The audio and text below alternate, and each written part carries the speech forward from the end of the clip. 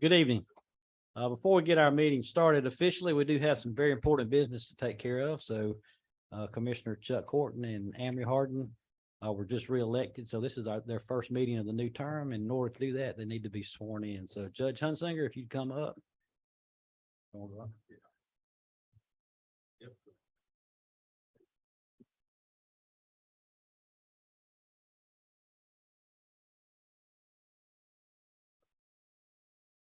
Mags want y'all to be where she can get some good pictures of y'all, so I'm not sure this is official. Since you're both taking the same oath, if it's okay with you gentlemen, I will give you the oath at the same time and just ask that you swear to it.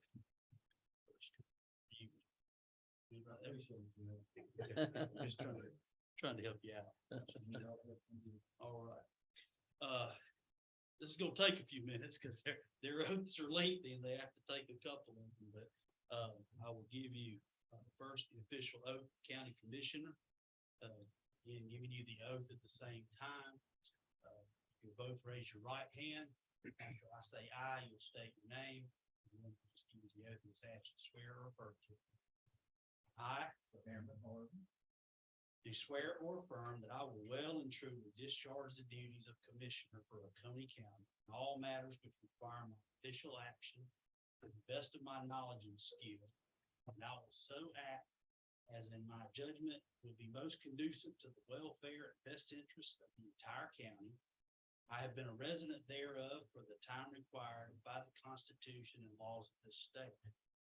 I do further solemnly swear or affirm that I am not the holder of any unaccounted for public money due this state or any political subdivision or authority thereof, that I am not the holder of any office of trust under the government of the United States, any other state, or any foreign state, which I am prohibited from holding by the laws of the state of Georgia, and that I am otherwise qualified to hold said office according to the Constitution of the United States and laws of Georgia, and that I will support the Constitution of the United States and of this state, so help me God.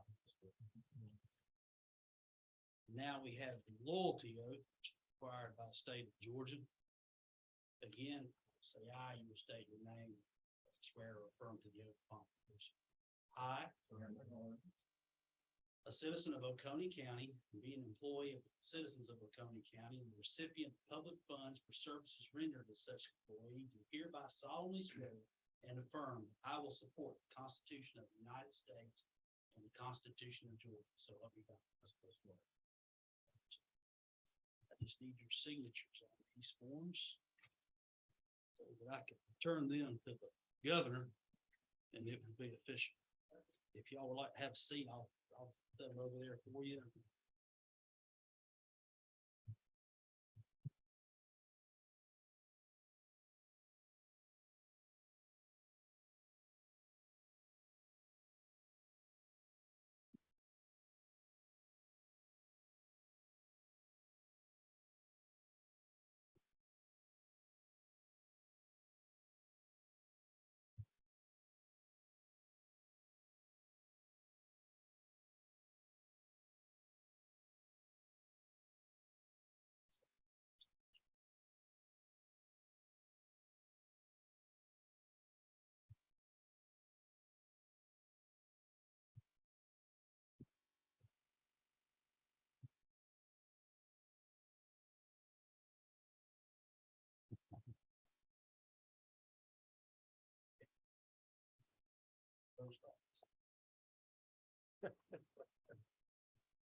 Thank you so much.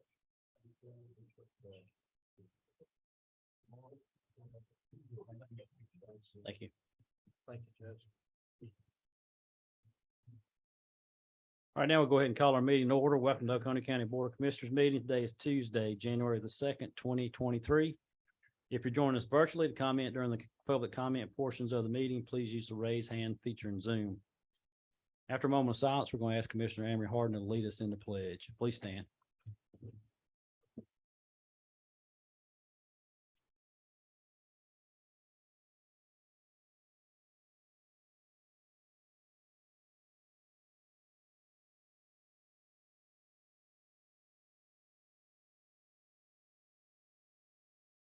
Thank you. I pledge allegiance to the flag of the United States of America and to the republic for which it stands, one nation, under God, indivisible, with liberty and Yeah, first item of business tonight will be to approve the agenda. motion approved is submitted. Second. Here, motion second, all in favor? Aye. Thank you. Motion carries. Next time is any statements and remarks from citizens. This is for anything not on the agenda tonight. Anyone virtually? Thank you. Any statements or remarks from commissioners? Do have a couple things. You would remember the family of Mr. Junior Watson. He passed away this about 10 days ago. He passed away at the age of 90, and he worked for Oconee County for over 50 years. So I'll be with his family there. Also want thanks to our employees and volunteer firefighters who spent Christmas weekend helping mop up a lot of breaks and turning water off during this very cold. We had two county buildings that were affected. One, the Oconee County Library. We had a sprinkler head that froze and busted, and the concession stand at OBP in the soccer area also had damage. Other than that, we came out very, very well. Also, our sales tax revenue exceeded $1 million for the first time ever. And then you'll see we had a picture up when you first came in of the new charter box. So the charter broadband project's underway. That box is in. They're working on another one. Also, you'll see them on New Highfield Road running the lines to that box to get started on that project. So very exciting times for that. Next item is the approval of the minutes for our December 6th meeting. Make a motion to approve the minutes. Second. Yeah, we have a motion second. All in favor? Aye. Thank you. Motion carries. Now we're going to move to our hearings and actions on zoning matters. The rezone petition shall be presented by staff with no time limit. The applicant and those signed up to wish to speak for the petition shall be allowed a total of 20 minutes, less the applicant's reserved time for rebuttal. Those wishing to speak against the petition will also have 20 minutes. Then the public comment section will be closed and the board has the opportunity to ask questions as they see fit. And then the board to take action is set out in the Unified Development Code. Our first hearing for tonight is rezone number P 22-0252. This is Linroo Development LLC. It's a R2 MPD to a OBP, 3.33 acres located at 3651 Mars Hill Road. Thank you, Mr. Chairman, Commissioners. Again, this is P 22-0252 Linroo Development. Is parcel B 02093B. It's currently zoned R2 as part of the master plan development for Livingston. It's in suburban neighborhood character area.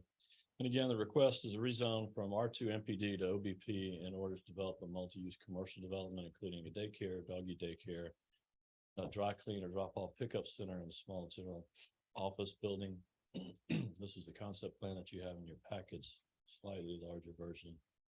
The architectural images that have been proposed. And staff recommends conditional approval to B1 zoning district, subject to the following conditions. 1, 2, and 3 are standard conditions. Number 4, collection services for any on-premises dumpsters and or waste receptacles shall only be permitted between the hours of 7:30 a.m. and 6 p.m. No such collection shall be permitted on Saturdays or Sundays. Service delivery use from Linroo Road is prohibited.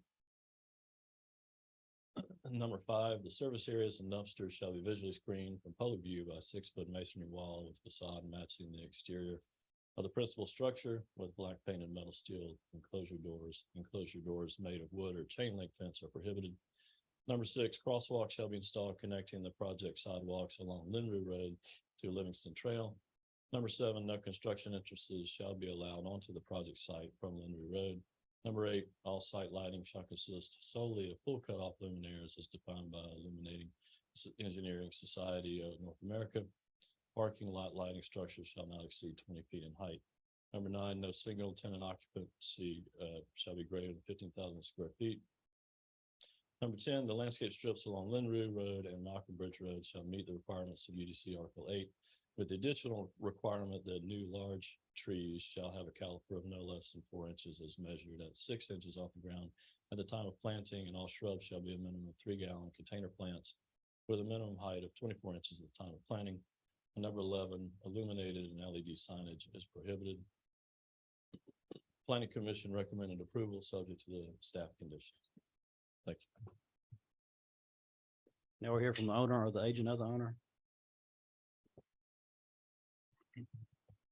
Good evening. My name is Frank Pittman with Pittman and Gray Engineering at 1050 Barber Creek Drive, Building 400. Here representing the developer on this property. As Mr. Herring mentioned, this is part of an old R2 MPD. This is a commercial component of that MPD. It was slotted to be a bunch of office space under the old MPD. The request was for this to be rezoned, basically pulled out of the MPD and rezoned to OBP. After meeting with the planning director, he recommended a B1 zoning. It seemed like it fit a little bit better with the uses, and we're fine with that. The proposed project would consist of a daycare, doggy daycare, a dry cleaner pickup facility. They won't be doing any dry cleaning on site, and then a small office space left over after that. We feel that these uses are very complementary to the commercial center that's in construction right adjacent to it right now, which is also B1. And we feel like these uses are also complementary to the schools across the road, as you can drop off smaller kids and a little bit bigger kids all in one fell swoop. We did have to have a traffic study completed on the project. That was submitted. There were no additional required improvements other than the required decel lane that the UDC requires. As Mr. Herring mentioned, the staff recommended approval, and Planning Commission also recommended approval. And we're here tonight to ask for y'all's approval. And I'll save any time for any questions or rebuttal if needed. Thank you. Thank you. Does anyone else wish to speak for the rezone? Anyone virtually? Does anyone wish to speak against? Anyone virtually? With that, we'll go ahead and close the public comments and open up to any questions from commissioners. Okay, we can entertain a motion on this rezone. I'll make a motion to approve rezone P 22-0252 Linroo Development LLC R2 MPD to B1. 3.33 acres, 3651 Mars Hill Road with the 11 conditions. Second. Here we have a motion and second for approval of rezone P 22-0252 with 11 conditions. Any discussion? All in favor? Aye. Thank you. Motion carries. Okay, our next item is rezone P 22-0253. This is Graham Leasing. It's a change of conditions of approval case number 6797, 2.6 acres at 8801 Macon Highway. There's also a special use P 22-0254, and also a variance P 22-0255. If we'll tackle all those at one time. Yes, sir. Thank you. Thank you, Mr. Chairman. Again, this is the rezone P 22-0253, special use 0254, variance 0255. Parcel number C 02044A. It's currently zoned B2 in the community village character area. And again, the request is a revision to conditions previously approved, zoning case number 6797, which approves some self-storage as use of as part of the project, the overall project. The proposed plan is a modification of the previously approved zoning concept plan. Special use P 22-0254, a special use approval to construct a self-service facility under the existing B2 zoning. This is a principal use that's allowed by special use approval in the B2 zoning district according to section 20510 of the ordinances. And variance P 22-0255, variance from UDC section 806, zoning buffers to reduce the required buffer adjacent to the residentially zoned property from 50 feet to 25 feet. You have the concept plan in your application packets, slightly larger version. Architectural images submitted with the application. And staff recommends conditional approval, subject to the following conditions. 1, 2, and 3 are standard conditions. Number 4, if the special exception variance that the applicant has filed is to reduce the required 50-foot buffer to 25 feet along the western side of the property line is not approved, then the site plan must be revised accordingly. On the variance, staff recommends, does believe that it meets all necessary conditions for approval with the one condition. And planning commission recommends approval, subject to conditions recommended by staff. P220253 and special use P220254. Thank you. Now we'll hear from the owner or the agent of the owner.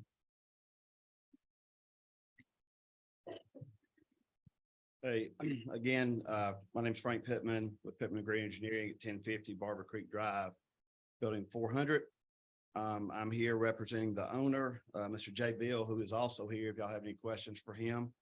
8801 Macon Highway is an existing kind of aged strip center, office warehouse type development. It's existing zone B2. So we're not asking for a rezone. We're asking for a change of the use allowed under the existing B2 zoning. The original zoning did allow for some self-storage, but it also consisted of a restaurant and a strip center. We're just asking to change this to a storage use. The proposed building would be a 2-story split level building. And I want to make that clear because I think it was probably not so clear during the planning commission meeting. This building is 1 story from the front facing Old Macon Highway. The property falls off. It's 2 stories on the back. So it's like a 1-story house with a basement. So you'll see 1 story from the front and from the back, you'll see 2 stories. And so that'll be how the 2 stories will be accessed from either the front or the back of the building. There's also a small 1-story building in the back of the property as well.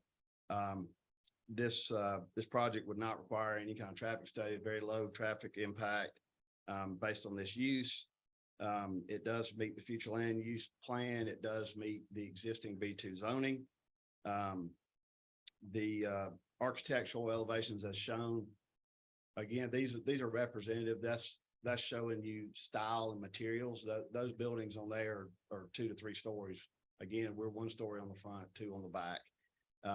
So we would ask for approval on the rezone modification and the special use. The variance request is to change it's because it is residential property in the back. It requires a 50-foot buffer. There is not a 50-foot buffer there today. The existing pavement goes almost right up to 25 feet. There is a road behind this property. It just so happens that the road is a private road, so it is zoned. The road itself is zoned residential. If the road was public, there wouldn't be no buffer at all. So it's a little bit of a I guess miss request on that. We do not back up to any residences. We back up to a road. And so we would ask for approval on that as well. And I'll leave the rest of my time for any rebuttal if needed, and I'm open for any questions. Thank you. Thank you. Does anyone else wish to speak for the rezone, special use, or variance? Anyone virtually? Thank you. Now we'll move to those wishing to speak against the rezone, special use, and variance. If you would, when you come up front, state your name and address for the record, please.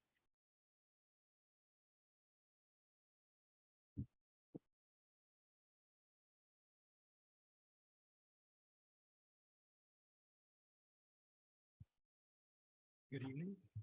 My name is Lawrence Jeffrey DeRoche. Excuse me. I live at 1241 Ivywood Drive, Athens, Georgia, 30606. And please forgive me, I got like a sore tooth, sore throat thing going on, some shoddy dentist work I had last year. I sent, no, I apologize for sending it late. I sent my slides to you guys and they were, it was after 5, is that why? Yes. So there's no way to get them up now, I guess.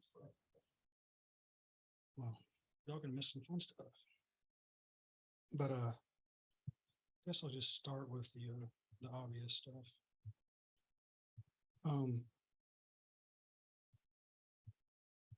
This one was very interesting to me during the planning commission meeting because what was mentioned in this meeting just now seemed very scant on details and poor in logic.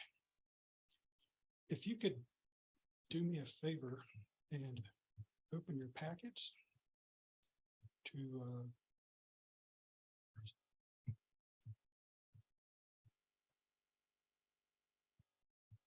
basically wherever any of these where it shows the say 43. When you discuss the 2-story building that's one single story on the front and 2 stories on the back side with access to the bottom floor, I guess, from the back, and then the main floor from the front. They also mentioned there was another small building that was going to be a part of this project. And I never could find it. Have y'all found it? You found it. It's amazing what it looks like. It's a tiny tiny strip all along the back of that property. And I was looking, I was like reading the description, there's 420.8 feet across the west side. And there is a 4,100 tiny little rectangle, 400 square foot rectangle back there, which is basically a long, skinny 1-story building that's 10 feet wide and 410 feet long. And I just nothing was ever mentioned about that in the previous meeting. And that is what's right up against the buffer that he says is not necessary. Not really there. It doesn't seem like, from what I've heard through in reading through the universal planning stuff, that is the kind of building that you guys normally allow. Additionally, the arguments against the buffer seem to have kind of a prejudice towards rental properties. And I get it in a sense, maybe 10 years ago, but these days, after years and years of private equity firms buying up properties right and left, housing prices going through the roof, job wages being stagnant, it's harder and harder for people to buy homes. I know when I bought my first home in 1997, it cost 1/3 of what it costs now, and it wasn't even that great of a home. And it's amazing. And so a lot of young professionals are having a hard time buying houses, but they are being, I don't know, thought about as lesser in the sense that we have some R2 properties back here, which is kind of funny that in the documents that were kind of poorly prepared, because in the narrative, they discussed it as an R3 and it's R2 on the west side during the, excuse me, adjacent land uses and zoning. Yeah, west R3, it's actually R2. And the justification that the ordinance or the buffer is required because it's a private drive and not a public street. It's a private drive on purpose. It's a private drive for 3 duplexes and the people that live in those duplexes. And there is a part in the property, if you look, and if I had my visual aids up, I could show you very easily. But, there's a current building where the building that's going to be demolished sits there in the bottom, or I guess you'd say the southwest corner, where the garage for the ambulances that were there previously. That'll be going away. That is what actually runs into the buffer. Nothing else on this property does, except for this new building that they want to put up. That is a big, long 4,100 square foot strip that goes all the way across the west side of the property. Another interesting thing about the preparation of these documents is in the narrative is that,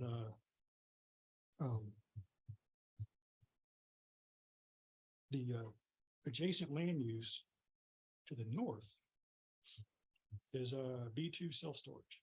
And we've got self-storage there already. And if you add that in with what they propose here with a 2-story self-storage building and that long single-story self-storage building along the backside, and then the next parcel up, which is for proposals 256 and 257, a large 2-story self-storage building at the top of the hill there on Macon Highway. We've got ourselves a oversaturation of self-storage. And I just would like to have us have a nice prudent thought about the approaches for redeveloping this particular part of the community here. Do we need all three?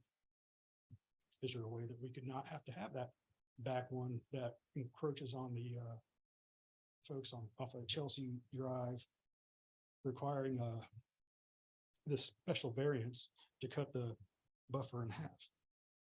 I mean, how much do we need is really what I'm asking here. And does everything that we develop here need to be self-storage? And I'm going to wrap up real quick. I just wanted to, this variance request narrative is a mess.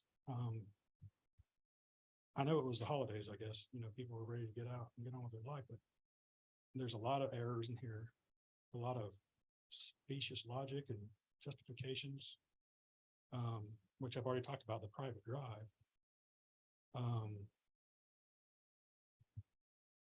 Interesting line in this second paragraph of the narrative.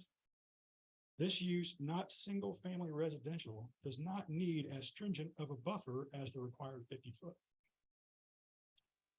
Why is it? Honestly, why is it that residents in Oconee County who live in R2 versus R1 don't need that stringent buffer? I mean, if they're working, they're growing, they're saving, maybe they're going to buy a house soon. They haven't bought one yet. But is that really the justification for why we shouldn't worry about the buffer there? I mean, these are people, they need somebody to speak up for them. And we see this around a lot. It keeps going on, but I don't have my stuff to show you, but I just think that cutting that in half to put up that silly little building along the backside of the property is just a bad precedent to set, especially when it's done based off documents here that were so poorly put together. I mean, if you read the conclusion, I'll just read the conclusion, then I'll finish. That'll be me finishing. We feel like the request for a special exceptions variance should be granted as the buffer requirement causes a difficult to develop tract even harder to develop due to the narrowness of the property and the existing development not having a buffer at all. The adjacent property would not affected by the, and then it stops. I'm on page 49, by the way. What he was trying to say there. I don't know why he didn't. I wonder why the staff looked at this and slid it on through with so many issues.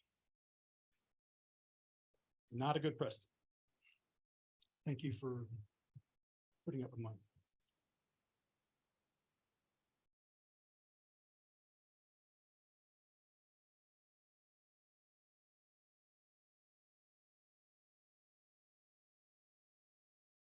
Excuse me while I lean into this. As I understand it, they can't hear us online unless I'm directly over here. So excuse me as I hover over it.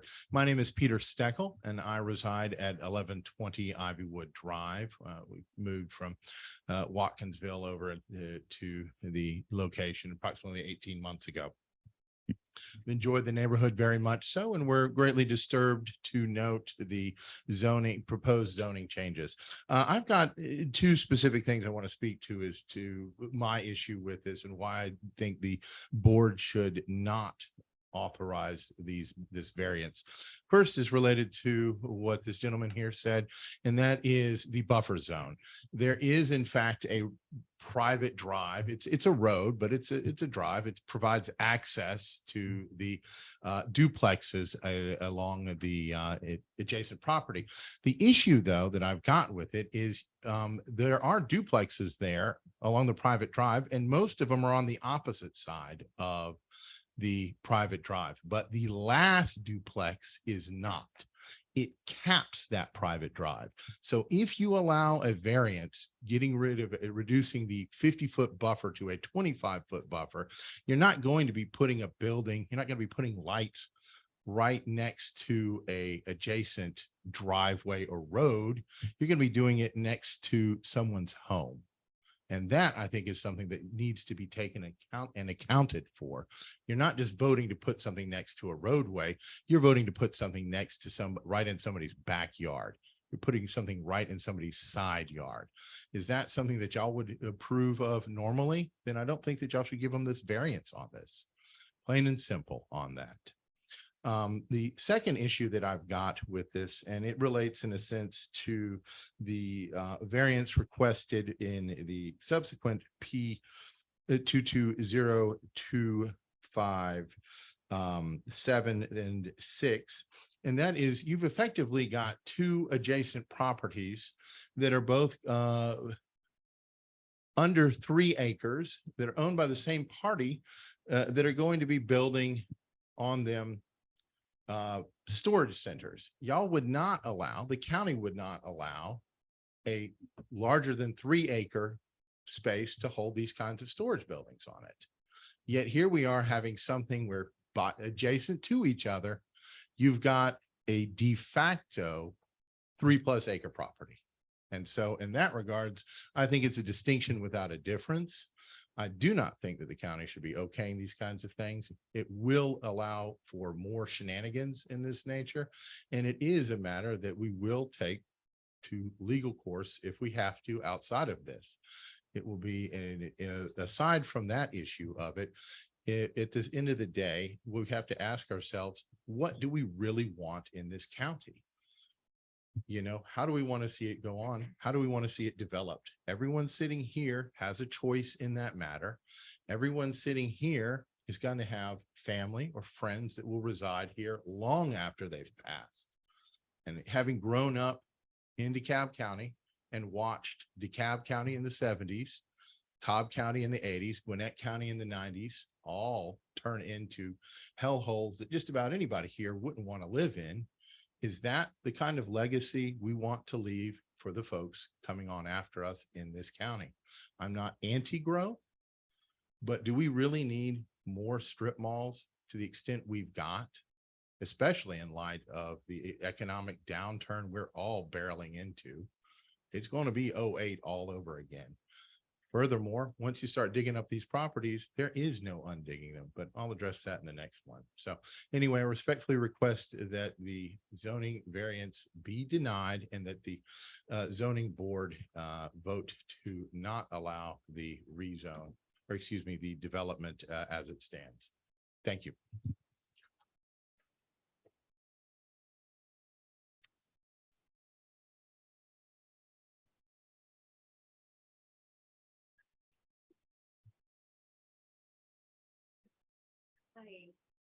Hi, thank you for your time this evening. My name is Mallory Moy. I live at 1121 Ivywood Drive. First and foremost, I want to thank my neighbors who are behind me. We showed up in red in solidarity. Last time at the planning committee meeting, we had about 40 or so members of our community come and show up. I know many of you are familiar with our community. It's one of the oldest neighborhoods in Oconee County I've come to know outside of the city limits. And people have lived there for many generations. And so we are still here tonight in red. There's not as many of us this evening due to the inclement weather, but just want to point that out. So I'm up here speaking on their behalf, as Jeff and Peter also. So what I wanted to say in addition to these, I wanted to suggest some conditions to the committee for your consideration. But before I do that, I do have a question, since we do have the owner of the property here, and Mr. Pittman, the engineer, I am curious. Okay, so the owner of the property owns 3 adjacent properties. And this evening, we're speaking about basically like, think of like 1, if they're 1, 2, and 3, we're talking tonight about 1 and 3. And I just kind of looking down the road in 5 years from now, I'm kind of curious, he's talking about putting in this rezone request, putting storage facilities down here at the corner where there's existing shops and local businesses. And then they're also talking about on property 3 up on the top of the hill, putting storage facilities where there's currently a vacant property. I'm curious, originally when I saw the rezoning signs go up, I thought, oh, okay, they're going to renovate property number 2, which is like currently a warehouse. And I wish I had a visual to show you, but speaking, kind of piggybacking what Jeff said, or Peter said, that property number 2, I'm curious if down the road, we're going to see potential for a storage facility to go there as well, which if that would be the case, then we are looking at about 8.5 acres of adjacent property turned into storage facilities. I just think, again, it's curious. I just wanted to throw that out to bring to the board's attention. Going back to our topic for this evening, I do want to, so the conditions that our neighborhood would like for the board to consider to put on this property is, we ask that there be no signage allowed on Old Macon Highway on the neighborhood side of the buildings. As it exists, there's not significant, no billboards on top of the rooftop. Right now with the current commercial spaces that are there, they have smaller signage. We're not asking that he put 0 signage, but just kind of keep in mind, be more tasteful. No, again, like I said, no giant billboards on top of the rooftop or anything like that. No giant billboards on the neighborhood side. We also asked, Mr. Pittman mentioned, and him and the property owner met with 2 of our neighbors prior to this meeting tonight, and verbally confirmed what he said this evening, that it's going to appear to be 1 story from the road and 2 stories from behind. I would just ask that actually be enforced. If that could be a condition that we could propose to the board to just make that enforceable. Because as it stands today, that building appears from the roadside to be 1 story from Old Macon Highway. So I think that is it for me for this right now. Thank you very much.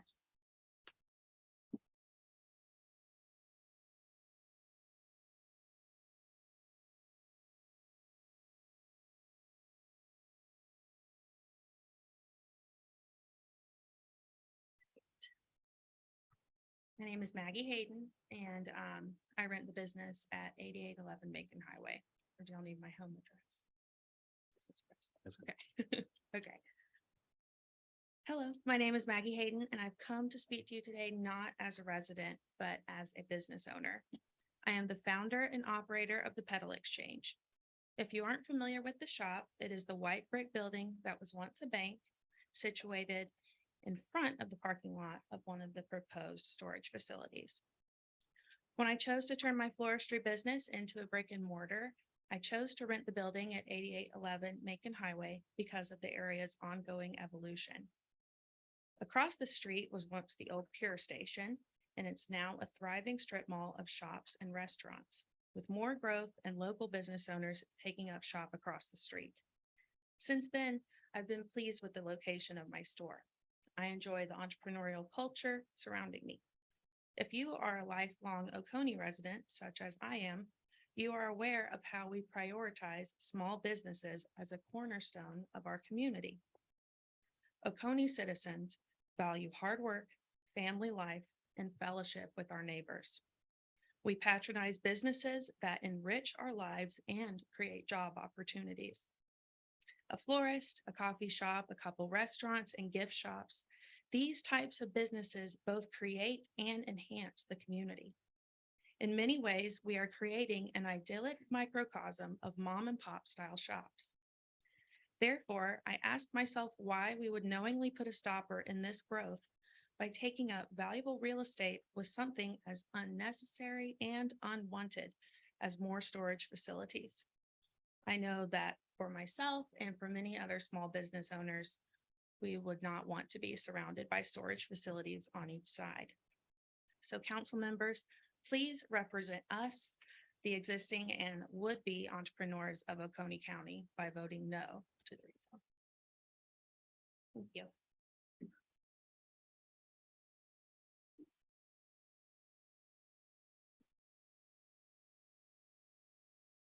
My name is Catherine Kimmel and I live at 1090 Haygood Lane, down the street. And I am a current renter in the building that's proposed to be demolished. I own an interior design business and I mean, she said it, that's exactly what the same feelings that I have.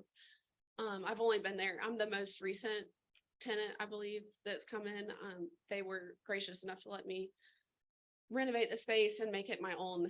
So that's what I do for my job. So she was great to let me do that. And I'm proud of what we've done there and I'm growing rapidly and obviously I would love to stay where I am. It's super convenient for me.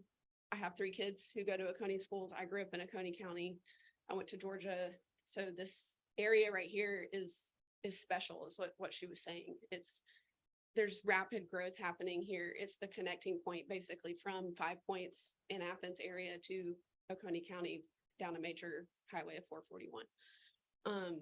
So I'm not necessarily proposing that they don't do anything to the building. I understand that what I did, I mean, that was the money I spent and what I did to the building to have my space was just a business expense on my part. And that is okay.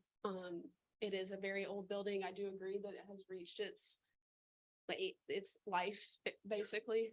But I would like the zoning to probably stay the way that it is and create something similar to what is across the street or to encourage those small businesses and that same feel, because I really do think that what they were trying to create there was the falls. They were trying to create a new area of shopping and, you know, there's apartments there's more apartments coming up on the other side of the street. There's a gin distillery that's being renovated on the other side of the river. So, I mean, I think that it's a growing area and I think that it's a great area for small businesses and to support the small businesses in the community. So I'm not suggesting that the building stay the way it is. If they renovated it and bulldozed it and built something new, I would come back and rent and come back to that space just because I love that location. I think it has a lot of potential. But I don't think that a large storage unit or multiple ones on that street, there's already one across the road. It is an older one, but there is a self-storage unit there. I don't know if that's what we want to see in that area right there. So. Thank you. Mr. Pittman,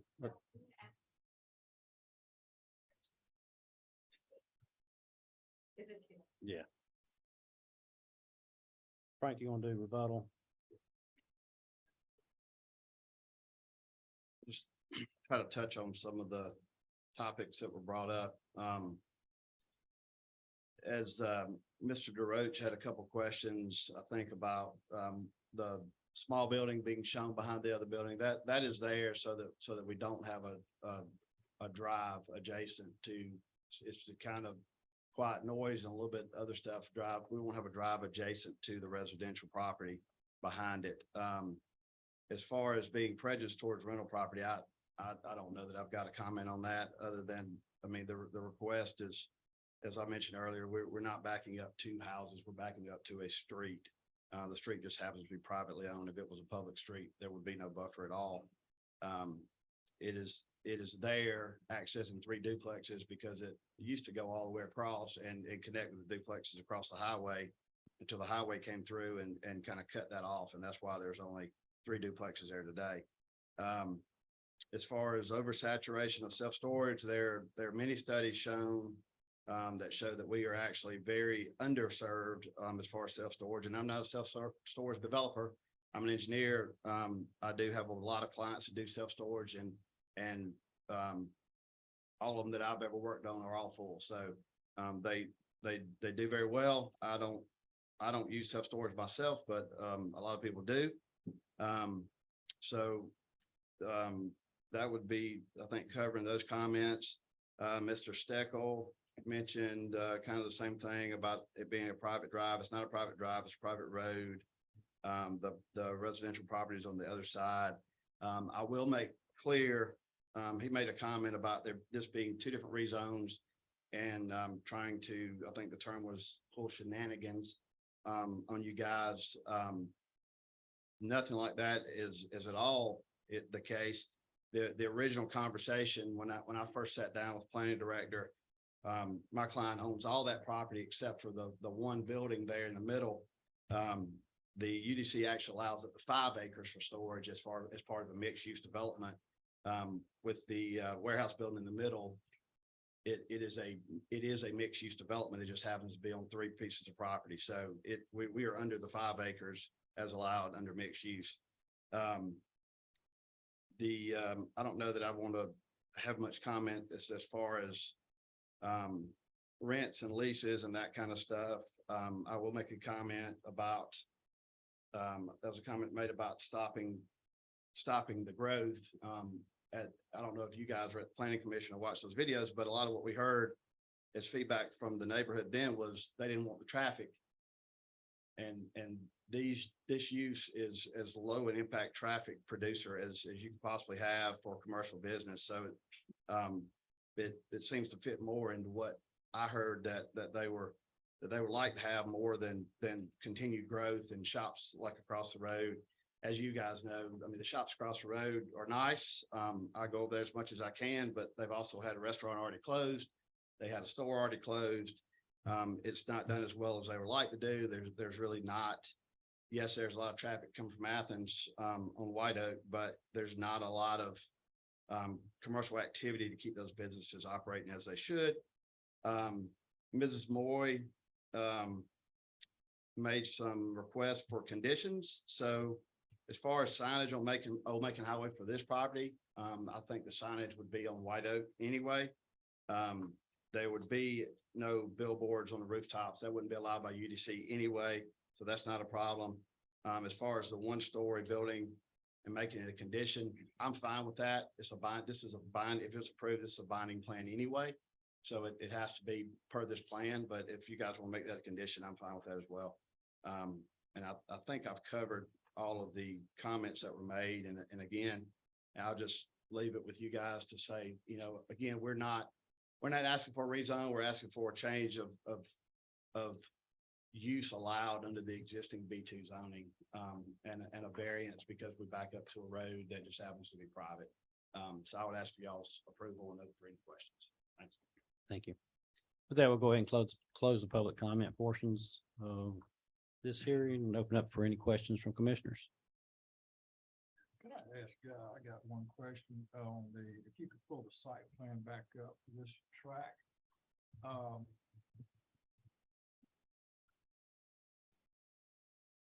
The site plan calls for along that, I guess that's the western side toward 441. Calls for an 8-foot tall imitation wood vinyl privacy fence. Help me understand what a imitation wood vinyl, you got every kind of material in that. What is that? But wood. No, the intent is to not have a wood fence. So it's supposed to be vinyl, a plastic type, aluminum or vinyl fence, such that wood would deteriorate over time. This material would not. So is this a chain link fence? No, sir. Okay. So this is 8 foot tall, and is that, it's hard to see the elevation, but that's kind of right in the middle of that 25-foot buffer, the fence. I believe that's where it's shown. It's hard to see on Yeah. this one, but yes, sir. I think it is. It is, it's within the 25-foot planted buffer. So they'll both be the fence and a planted evergreen screening buffer along that property line as proposed by the applicant. All right, and then along the White Oak, it calls for an 8-foot tall decorative security fence. Describe that to me, what that would look like. I believe that's more of the aluminum iron looking posts. But it's not screened, it's just. That's right. That screening is not required there. And you will also have your landscape strip buffer along that property as well. What kind of, if I may, go back over the type fence it is. So the imitation wrought iron fence, so the black Black. aluminum type fencing. Yeah. So more of a Yeah. decorative, right, but not an opaque screen. That's my understanding from that this building will contain office space. That's my understanding I too, mean, that a there would be rental office. I mean, that- not office. yes. But a rental office. for the facility. That's correct. Okay. Will it have the same decorative fence in the front? Along this, Yeah. I do know it's got to be surrounded by a fence. Yeah. I don't know if it's proposed there or not. Is it? Yeah, Yes. wherever Okay. there's fence required, it would be that, except for in the buffer, because you can see where it's. All the rest of it would be more decorative. Yes, sir. Now, we have pretty strict signage ordinances in this community, so help me understand what is allowed as far as signage on They the could- site. Right, so they could do one per road frontage on the building. I'm sorry? They could do one per road frontage on the building. So there could be a sign in the front along this piece of the building and a sign here because they have double road frontage. So they can fix it to the side That's of the correct. building. Yeah. Okay, And then they could have a freestanding monument sign as well. That's by four. That's by ordinance. That's correct. Okay, one question. There was a mention about the lighting. Mhm. Okay, in the back, you got the third duplex. Concern about lighting from project to that structure. So the UDC requires that all exterior lighting be focused inward, not outward. And it also limits the foot candles at the property line to 1 foot candle or less. So that is determined through the development process. They'll submit a lighting plan to us that shows the lumens at all the property lines. And we'll ensure that those are 1 foot candle or less at the property line. I've got a couple of more infrastructure things. Does this project already have sewer capacity? I believe so. So it's already got sewer on site, Sewer's right across the road. but they're not using, are they? I've got a capacity letter that issued for this project for capacity. There is the tie-in would be right across the road. There's a manhole right at the entrance to the apartment complex. Okay, so they're using septic tank now. That's correct. All through. Yes, sir. Let me ask you, going into I don't know if you want to get into property owners' business or anything, but where the young lady has the business in the old bank building, who owns that? He owns that? Okay. Your plan. I just want to make, because some things have been said, and just to clear, one, as a commissioner, I don't determine how many what goes in the county. That's not what I do. That's a decision that landowners do. How their reaction or their interaction with their tenants, that's their business. We don't get involved in that. So if somebody wants to do, I'll use grocery stores. I don't determine, nor does the county determine how many grocery stores there may be in the county. That's up to the landowners, developers. We go by what the rules are. So it's not for me to say that's what you're gonna have here or if it isn't. So just, cause it comes up frequently, we got too many deaths. I may agree with you.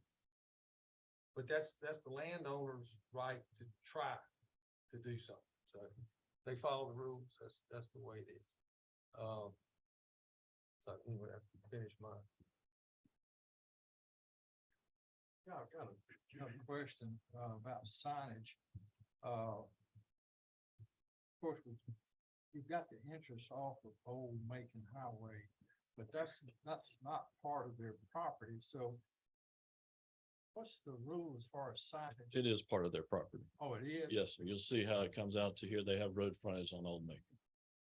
All right, so could they, under our current ordinance, could they put like a pedestal sign out on the Old Macon Highway or entrance sign or anything? They could have a monument sign. A monument. Not, yes, So that's allowed, yes. okay. But that's not anything flashing lights or anything like that, is it? It's just, Right. we're here. Yes, Now, would one be allowed on the White Oak side as well, a monument? yes, sir. All right, but you're also saying they could attach one to the side of the buildings too. That's correct. Okay. Most of those are backlit. That's correct.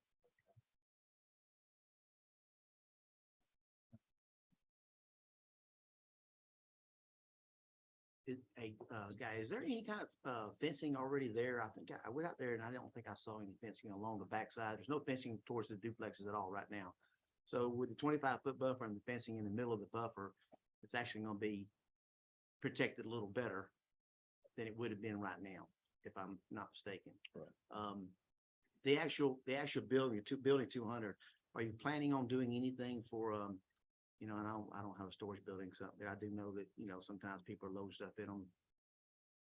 It's just a metal interior. Is there anything gonna be on the backside of the 200 block to maybe buffer that for some noise?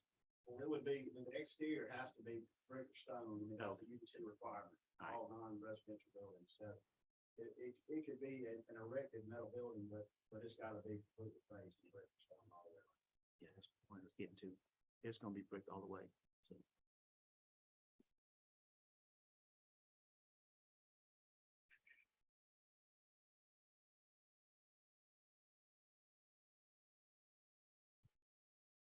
Any other questions from commissioners?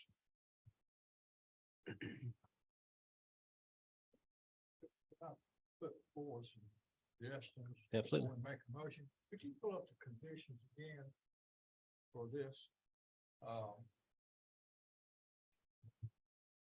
But once somebody makes a motion that there's no conditions, it's too late after the vote, right? Well, you can, as your part of your motion, you can add the condition or change a condition as part of that motion. And then once we get into discussion too, if you want to add it, either way, but I think now's a good time to go ahead and discuss.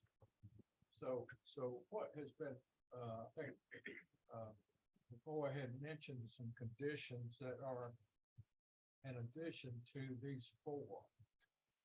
One was, no signage should be allowed to face Old Macon Highway.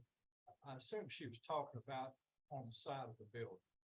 Is that, I believe so, yes. all right, so we could add that as a condition, there'd be no signage on that side of this building. That's correct. Okay.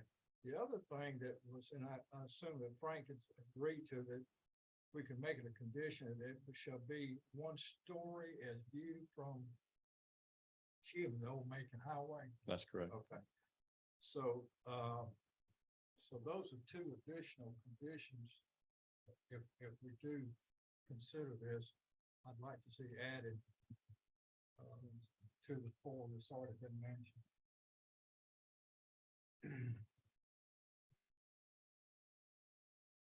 And the other question I have, this is for Daniel, is that do we vote on 1 and 2 at the same time? Each needs a separate vote. Yeah. Each one? Each needs a separate vote. Okay.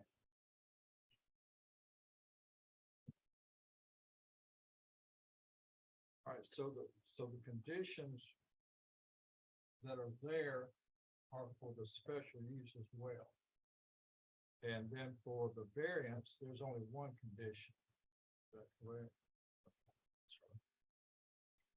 All right, well, Mr. Chairman, it's appropriate. I'd like to make a motion that we approve rezone P 22-0253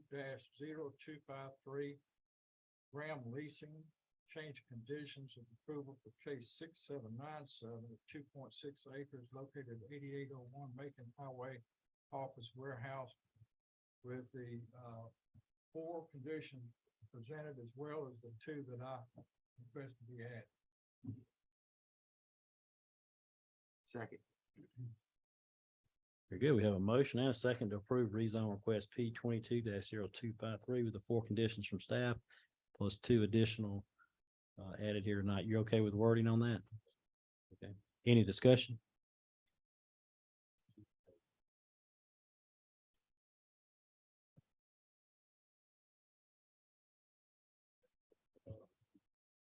All right. No discussion. All in favor? Aye.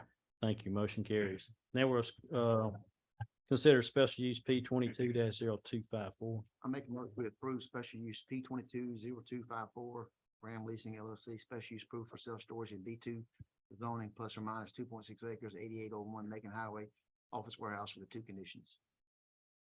That'd be 6 total. Oh, that- 4 okay, plus the yeah, 2. Okay, gotcha. Yeah. Six conditions. Second. Okay, we have a motion and a second for special use P 22-0254 with 6 conditions. As talked about in the rezone. Any discussion? All in favor? Aye. Thank you. Motion carries. Now we'll consider the variance P 22-0255. Mr. Chairman, I'll make a motion we approve variance request P 22-0255 Graham Leasing a special exception for the reduction of required landscape buffer between adjacent uses, 2.6 acres, 8801 Macon Highway with the 1 condition. Second. Okay, we have a motion and a second to approve variance P 22-0255 with 1 condition. Any discussion? All in favor? Aye. Thank you. Motion carries.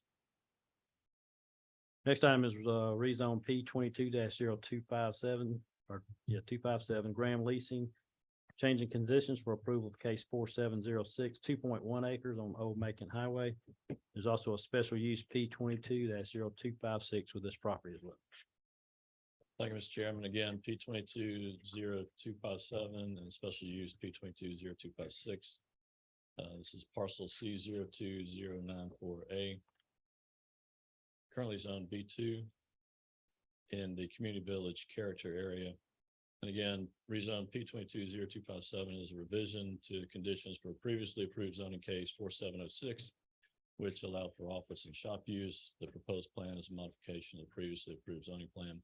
Special use P 22-0256, again, it's a special use approval to construct self-storage facility under the existing B2 zoning. This is a principal use that is allowed by special use approval in the B2 zoning district according to section 20510 of the UDC. This is the concept plan that you have in your application packet, slightly larger version. Architectural images as submitted. And staff recommends conditional approval with the 3 conditions. And planning commission recommends approval with the same conditions. Now we'll hear from the owner or the agent of the owner.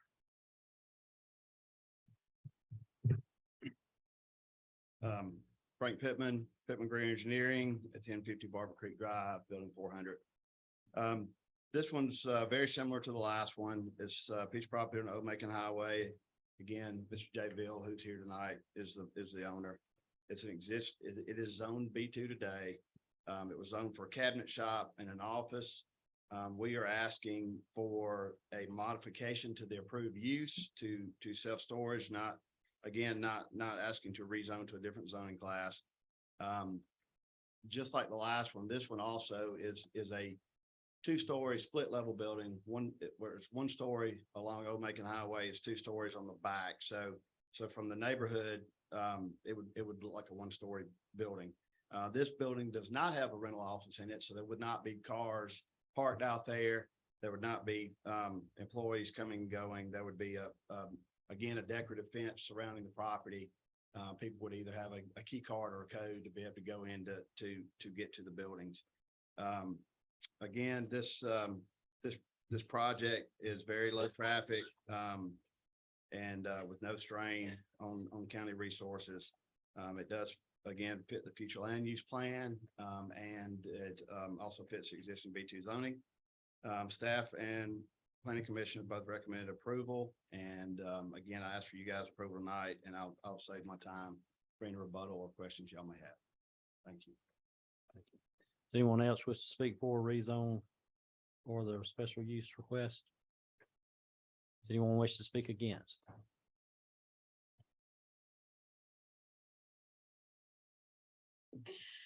Hi, you guys. It's Mallory Moy again. I live at 1121 Ivywood Drive.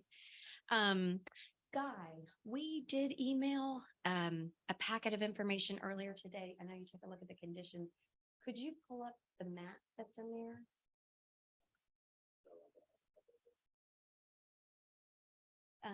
Okay. Because that was emailed last night ahead of the meeting, so that cannot be pulled up.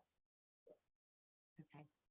Well, luckily, it was in the PDF that we emailed you guys ahead of tonight's meeting. We included a map, and I'd love to be able to see it. I guess I'm a little confused as to just like how this process works to get things seen ahead of I believe time. we talked, if you had a presentation to get it to us beforehand. Now sending the PDF to us and to the staff, we wouldn't necessarily know to put that up. the Oh, letter. absolutely. Yeah. It was sent to Guy though last night, so yes, sir. Yes, that map. So, I just want to point out, so from the neighborhood standpoint, we understand the area down further at the bottom of the hill is very much commercial space. From the neighborhood standpoint, this is the most upsetting part, that's being proposed. And I just want to point out, when you look at this map side by side, the satellite map versus the map that was provided by the engineer's office, the proportions are skewed as such to make it appear, first of all, our neighborhood streets are not mentioned on the map. And so there's really no context to where the building is and in relation to the neighborhood. There's no measurements, there's no dimensions on the map. And it's also elongated, as you'll see. There's a square that kind of shows like on the satellite map shows how it should be a matching square on the engineer map. But anyway, so I just want to point out, last time we were here and we spoke, one of the Matt Elder on the planning committee asked the question of Mr. Pittman, how far the entrance to this new facility, this new building that's going on a currently vacant lot will be from Ivywood Drive, or the first residentially zoned parcel of the neighborhood. And he was at the time unable to provide the actual answer. And he guessed that it might be about 500 feet. But I know many of you are very familiar with this area and know it just as well as we do. And you know that it's not, in fact, 500 feet. And we've actually gone out and measured with one of those wheelie measurement tools that's used professionally by a professional who lives in our neighborhood. And it's actually more like about 160 feet to where they're proposing the driveway to this facility, the entrance. It's about 160 feet from our neighborhood street. It's also the property is directly across the street from the first residentially zoned piece of property that's located right there at the corner of Ivywood Drive and Old Macon Highway. So I just, right now this lot is great because it does serve as a wonderful transitional buffer. It protects our neighborhood from the 4 lanes of traffic. And I get it. It's already zoned for B2. So we will see it gone one day and the areas around it. However, it is very close to it's within 60 feet of the nearest residentially zoned property. So I just want to point that out because that was not, I don't know that was really, you could tell based on the provided materials. I also would like to add, so in addition, and I'm curious, I just want to go back to the, Mr. Pittman didn't address the point I made earlier, and maybe it's because we can't, and maybe they don't know what they want to do, but the property, Guy, could you go back to that first map that you had for this presentation. I just want to point out, like, if we're just looking ahead. So, oh, and there we go. So we're talking about the area in the dotted lines, but I'm curious if the developer or the owner of the property could just shed some light on any plans for that warehouse that's next door, that's located at 8771 Macon Highway. I find it really interesting that we have a storage facility going on at the bottom of the hill. We have one going in at the top, and that warehouse would make a great storage facility. It's even underground, like it's below the street level. And so if you put 2 or 3 stories right there, it wouldn't really matter a whole lot because it's in a hole. And I'm curious if they have if they could tell the neighborhood kind of like what the plans might be if one day we might have a storage facility there. And again, I just want to like bring it to everyone's attention that that would mean like 8.5 acres consecutively of storage facilities, to just planting that seed. I'm here to speak about conditions, and I would like to add an addition to the conditions that I mentioned last time. I'd like to request, I didn't mention it last time and I'm kicking myself, but sidewalks. If this area is, part of a residential area, we don't currently have any sidewalks where we can walk down to Molly's Coffee or Michi's. There is a great pedestrian, well, I don't know if I'd say great, but there is a pedestrian walkway. And we don't have any sidewalks in the area. And so that was something that was also brought to my attention this evening, and it would be a great addition. We do ask, and I know there was mention about the fence the last time, we do ask for, especially up here being so close to the neighborhood, having, some type of 7-foot metal non-chain link decorative fence to go around. We ask about lighting. So on the topic of lighting, this is one of our major concerns because of light pollution from this facility into the neighborhood. Not only is it's at the top of the hill. And so, if you put lighting, I think last time the lights can go like at 35 feet or 45 feet. But at the top of the hill, that's gonna, unlike at the bottom of the hill, that's gonna project lights out much farther. And so we do ask that there be some conditions put on the lighting around the building, if they can do it where lighting on the Old Macon Highway side could face, if there's like poles, and could face towards the building as opposed to come off the building and outward towards the road. And maybe on the back side, if lighting can again go off the back of, like, protrude from the back of the building towards 441 as opposed to shining towards towards Old Macon Highway and the neighborhood side. If there is a sign with like a monument sign, we ask that there be no lighting on the monument sign. And let's see. And one of the amendments that we proposed in the packet that we sent you guys ahead of this meeting was that no new entrance be created from Old Macon Highway. And because the owner owns the adjacent property, if they could create an entrance from the adjacent property. I understand that might not be possible, but if we could see where they have the current entrance proposed. So again, that is about 160 feet from Ivywood, which is Ivywood Drive, which is the street I live on, and which is not labeled on this map. That's about 160 feet from their entrance to Ivywood Drive. We ask if you could just slide it down the entrance as far as possible. That whole property, it's worth noting, and we put it on our map, the satellite map we provided, but that entire, from Ivywood Drive to the end of the property we're talking about right now is only 355 feet, just to give some context.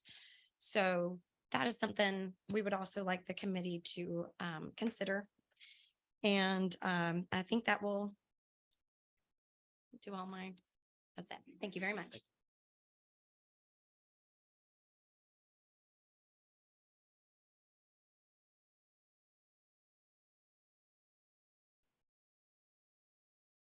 Anyone else?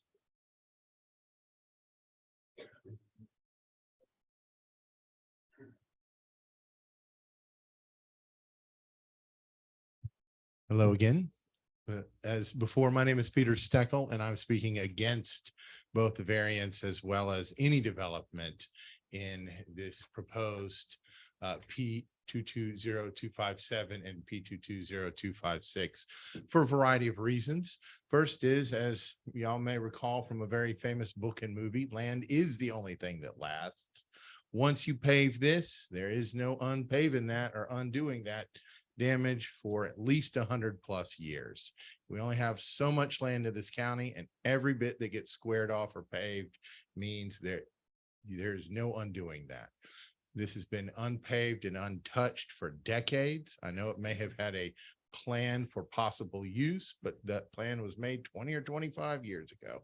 Circumstances have changed. That Macon Highway is much busier now. We need the buffer zone that is provided by having wooded lot on that location as it stands.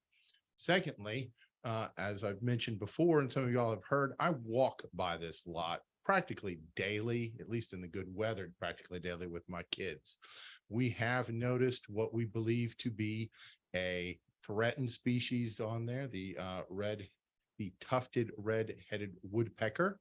That alone should preclude any development at this location. It is certainly well provisioned in the UDC that these are to be accounted for. There's only 3 named species, 2 birds, one's a bald eagle, which I have not seen on this section of the Oconee, but that doesn't mean others have. But I will say that I have seen that, and my son has taken a picture of said bird, or at least a silhouette of it from about 80 feet away as part of a Boy Scout project. So for that reason, I do not think that this should be put in there. Furthermore, just to carry on some of the statements made earlier, one condition I'd like to see here, in addition to what Ms. Mallory has said, is simply that any monumental sign, should one be placed on Macon Highway, not be allowed to have any illumination from the property put on it. Very often you will see a standard stone sign with a very large light shining onto it. So technically it's not an illuminated sign, it's a sign that has been illuminated.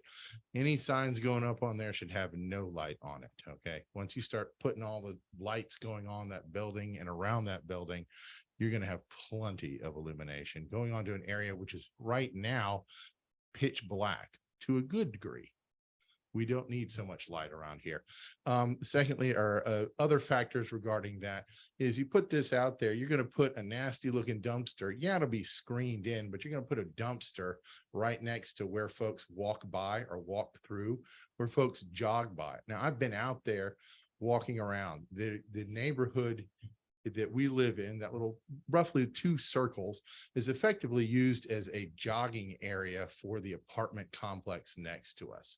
So you are getting an enormous number of runners and bikers going up and down that road on a daily basis.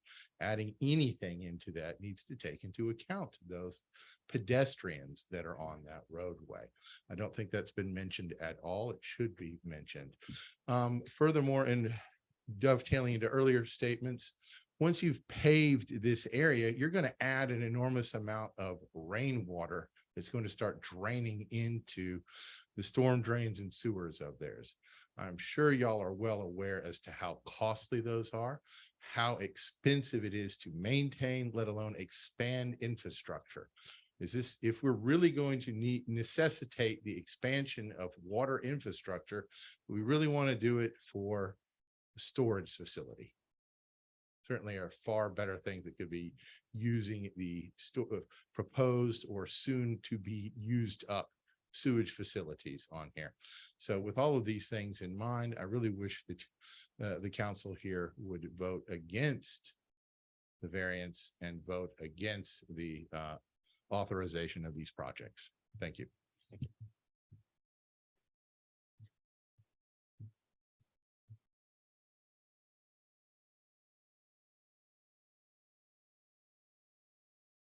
Hello again, Jeff DeRoche, 1241 Ivywood Drive.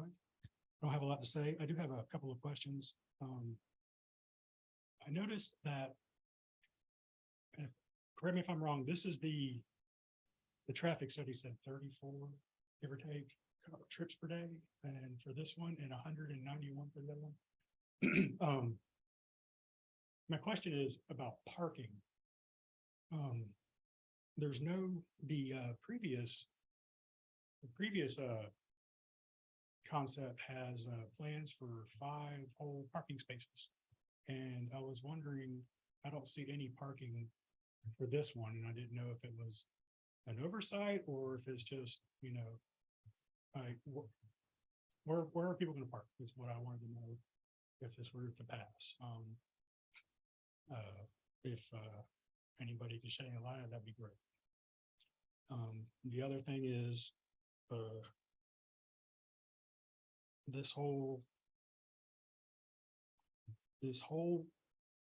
proposed, I don't want to say ordeal, this whole situation that we were awoken to after Thanksgiving, seeing the signs out front, prompted me to change my Christmas present to a nice drone, and I took some great footage that goes from right over that little 1 acre area where they want to develop this of undeveloped land, and then just, you know, shows you throughout the neighborhood.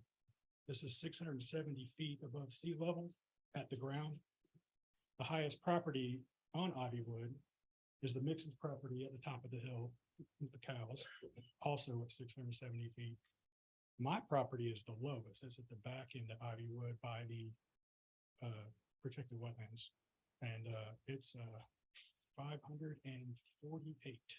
So there is a large drop that begins right around when you get to Miss Moy's house. Regardless of the outcome of the video of what happens tonight, one of the videos I took is really impressive. So I went ahead and and it was included in the documents that I sent, apparently just a little too late. So I went ahead and just emailed it to y'all. You guys will really like to see how pretty it looks as you fly. And it's a level flight. And you see the neighborhood fall away and the tree tops get lower and lower. And then you see the opening and you come back around and you come right back up. And it's all beautiful, large lots from this old neighborhood that have been there forever, right up into that forest area, which is the last buffer between the 441 redevelopment line there. So I urge you to check it out. And if I still would like to know about parking and what, hopefully that can be answered. Because from what I've seen out of both of these, there are 5 parking spaces for the other property and none mentioned in this one that you can see. And if they are there and I missed it, my apologies. But that's all I had to say. Thank you. Thank you.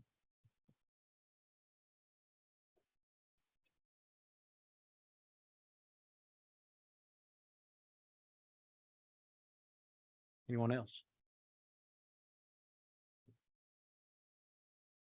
Very good. You've already gone.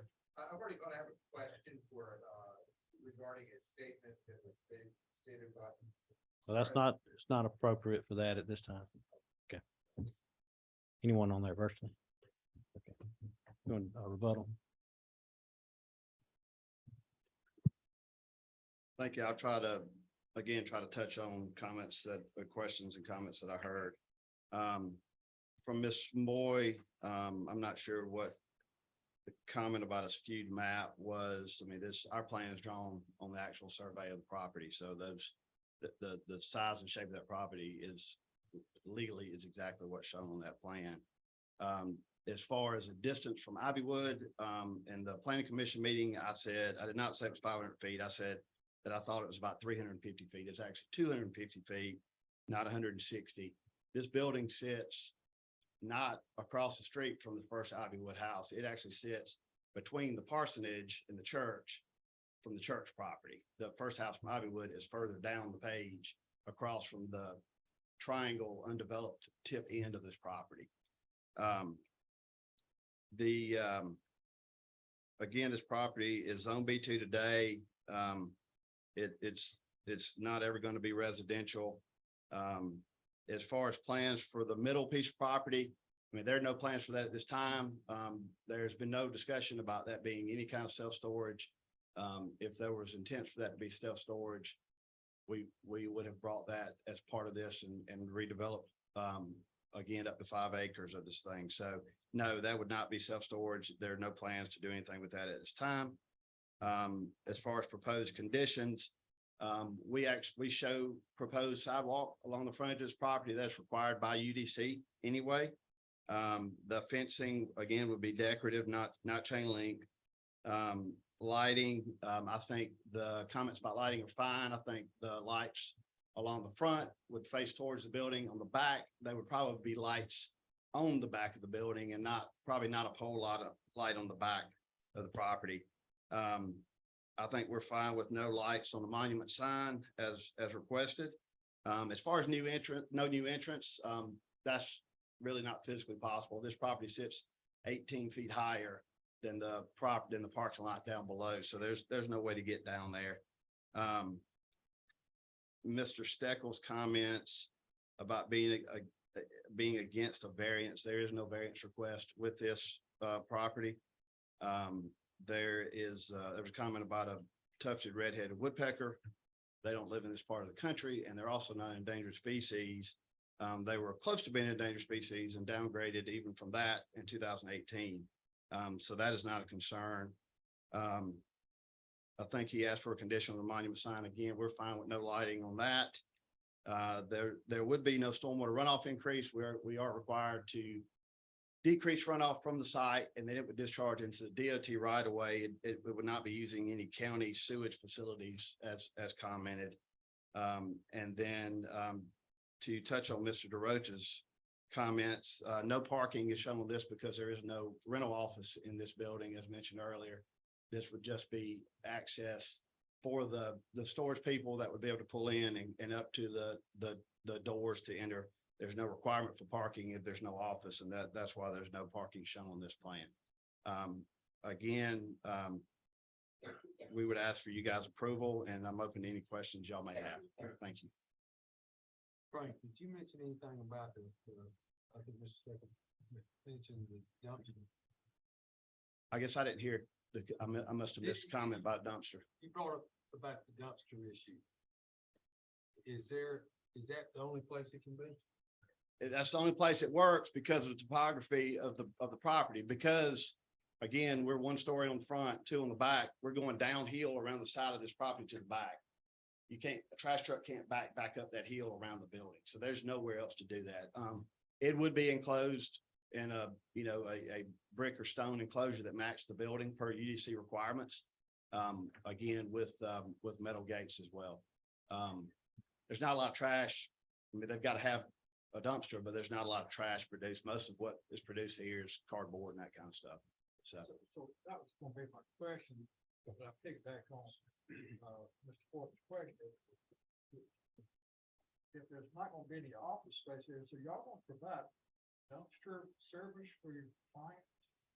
well, I mean, I think it's probably not a bad idea. I mean, if somebody's moving stuff in a storage facility, they've got boxes that they need to get rid of. And I think the last thing you want to do is to have them throw it on the ground or whatever that may be. So there's not gonna be, y'all have no problem with anybody bringing their garbage? They wouldn't be able to get into that. It'd be inside a gate. No, I'm talking about your tenants. They would, I mean, I think they would have a problem with them bringing their garbage up there because they're a tenant. Yes, I think that would be policed as much as possible. I mean, it is for use of dealings within the building. So I guess, is that a requirement of the county that if they have dumpsters there? Or do you? Very good. Thank you. Okay, we'll go ahead and close the public comments and open up to any questions for commissioners.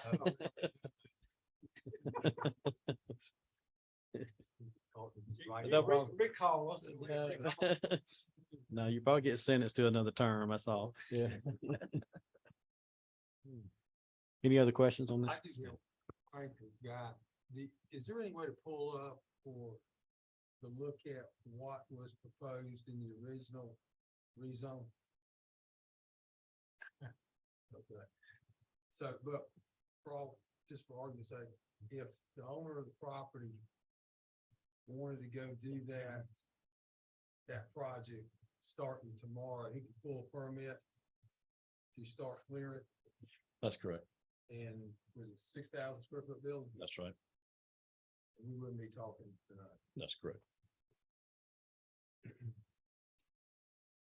And there's, I'm guessing there's probably no decorative fence to that. No, nothing. No, sir. So whatever it was done back in that time period, he's got the right to do. That's correct. The other thing that, and I'm not gonna disagree about this more statement about the trees and things like that, but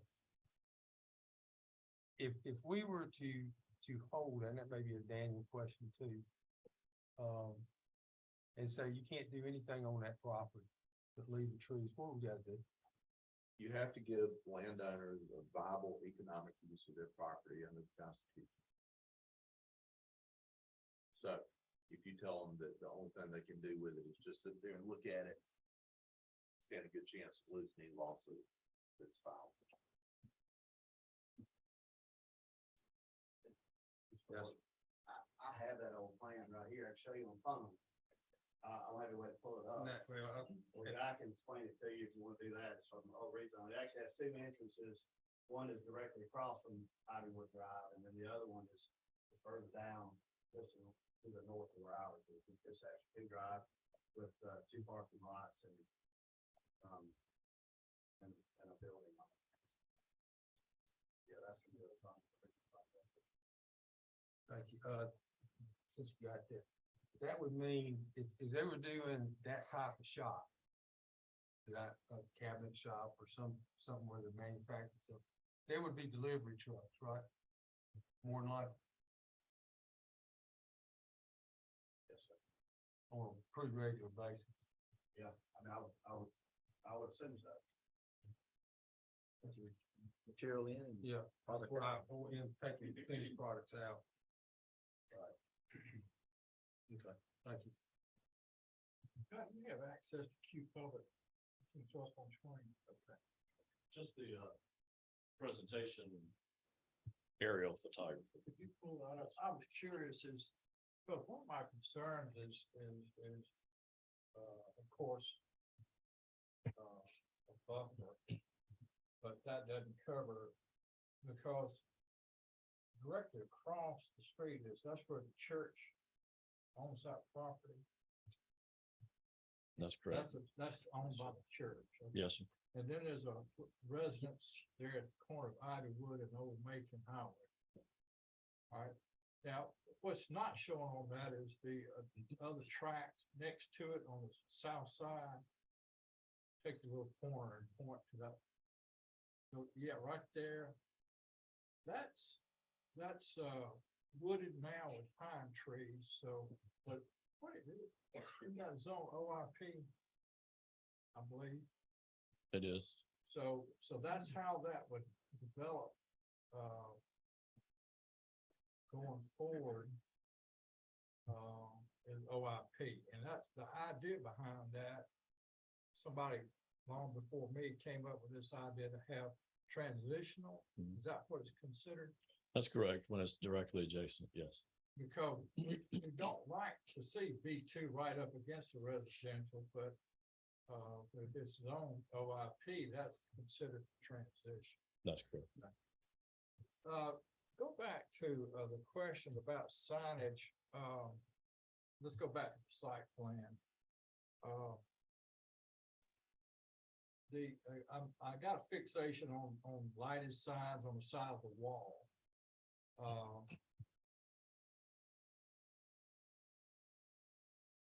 One of the concerns, of course, is it facing the neighborhood, but I've got a concern is the people coming out of Ivywood Drive will see the southern end of this building. Is that gonna be a permissible space for a lighted sign on the side of that building on the south side of it? Or would it be, I don't know what it looks like from 441, so it may be a right question. So they would have double road frontage, so they could have a sign on either side. I don't know that they have any intention to put a sign here. That would be a question for them. Is that, okay. Well, could it be a condition? Certainly. Okay. do you call that the south side of the building? What do you call that? I would, the south and eastern side. Now, the question about the monument, there's no issue with us conditioning that not be illuminated. That's correct. No, no internal or external lighting. Okay.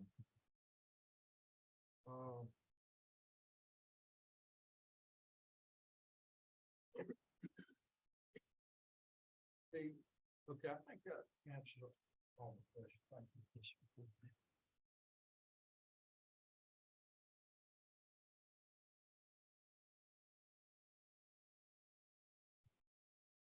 Any other questions from any commissioners?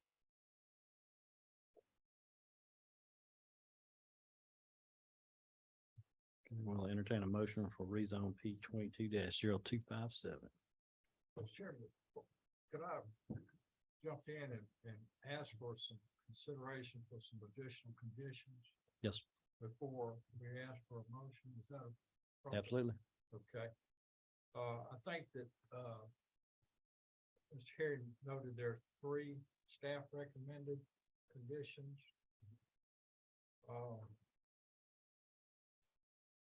And what I would, in talking with, different neighbors, there were some conditions that were put forth that I'd like for us to consider if we so inclined to approve it. One, is that no signage be allowed to face Old Macon Highway and the neighborhood side of the building.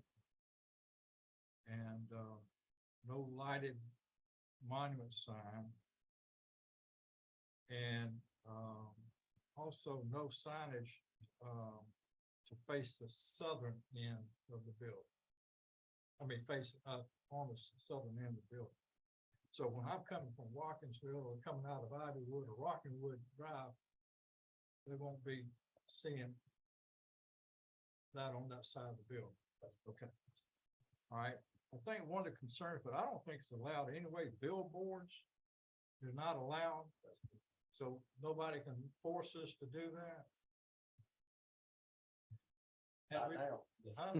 Do what? Not now. All right, so that, can we add that in the condition anyways, that no billboards be allowed on the property, including on the rooftop? I'd really rather us not use that word in rezone. Okay, Just the ordinance is clear and okay, sufficient on that. all right, we'll scratch that then. One of the concerns I think I heard and then what Mr. Pittman said they agreed to was that the building should be 1 story as viewed from Old Macon Highway and 2 stories on the view from the 441.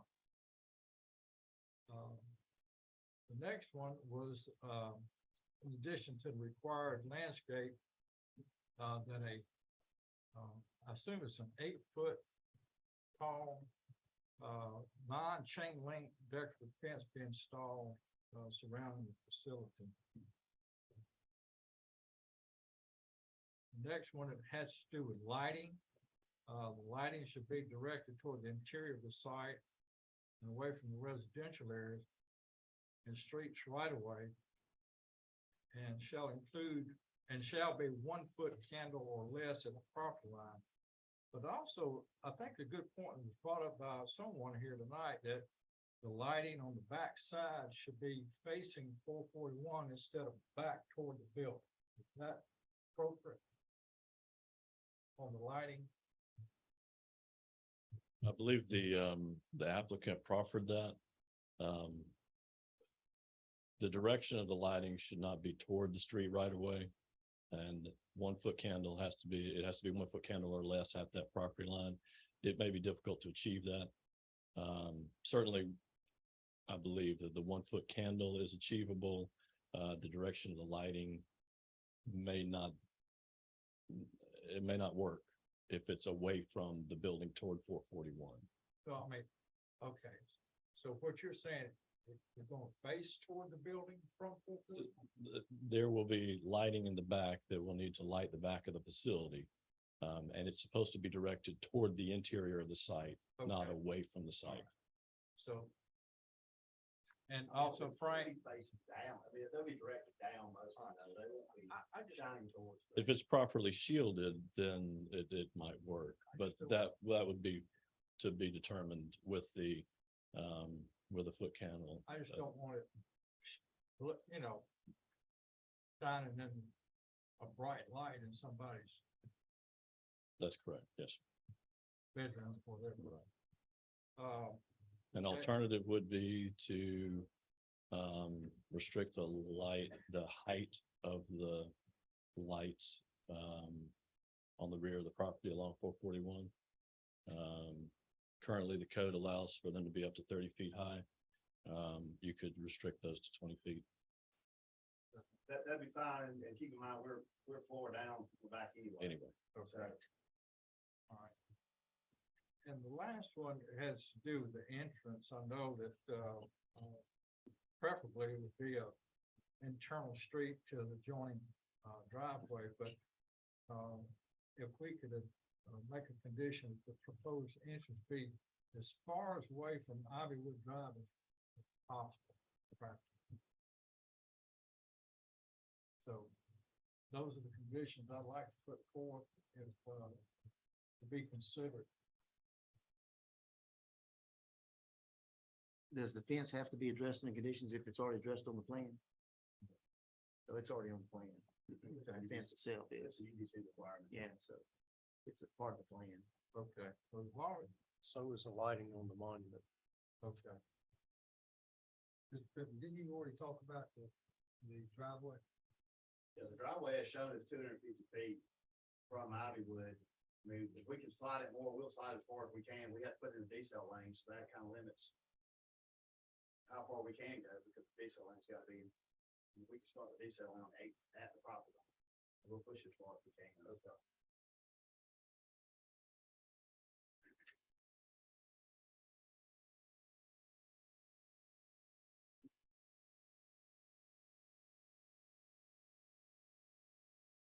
Well, having said that, I'd like to, make a motion, we approve rezone P 22-0257 Ram leasing, change conditions of approval for case 4706, 2.1 acres for Old Macon Highway. With 3 conditions approved by the staff and the additional conditions, ever how many they end up being, I heard it. 9 or 11 of them. You got them all? We need to have that figured out. So, All right, let's go Um, back. so let's back go up. back through. Take out the fence. Take out the monument. Highway, no lighted signs. The lighted signs part of UBC. Yeah. That's where you start saying. So you take that out too. One story, that's also important. Is that already in there? Well, that's what they're gonna do. Okay. And the 8-foot fence is already in there? yes. Okay. It certainly doesn't hurt to restate in conditions, even though it's in the UDC, if you so desire. Okay. Well, I like what you said. Yes. I'd like for it to state that, Yes. if you don't mind. so what specifically is the condition on the fence? What condition on the fence are you adding? It was, I think it called for it, an 8-foot tall, non-chain link decorative fence. Okay. Surrounding the entire facility. Okay. So no signage should be allowed to face Old Macon Highway. No lighted monuments and no lighted sign on the southern side of the building. So that count as 3 conditions.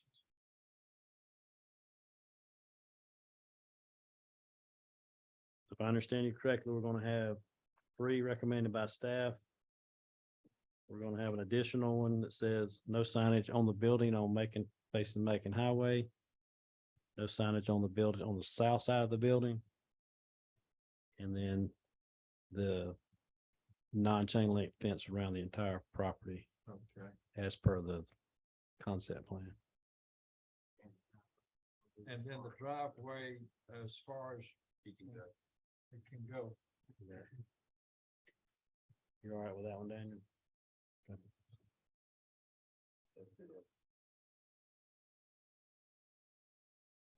So that's my motion. I'll say.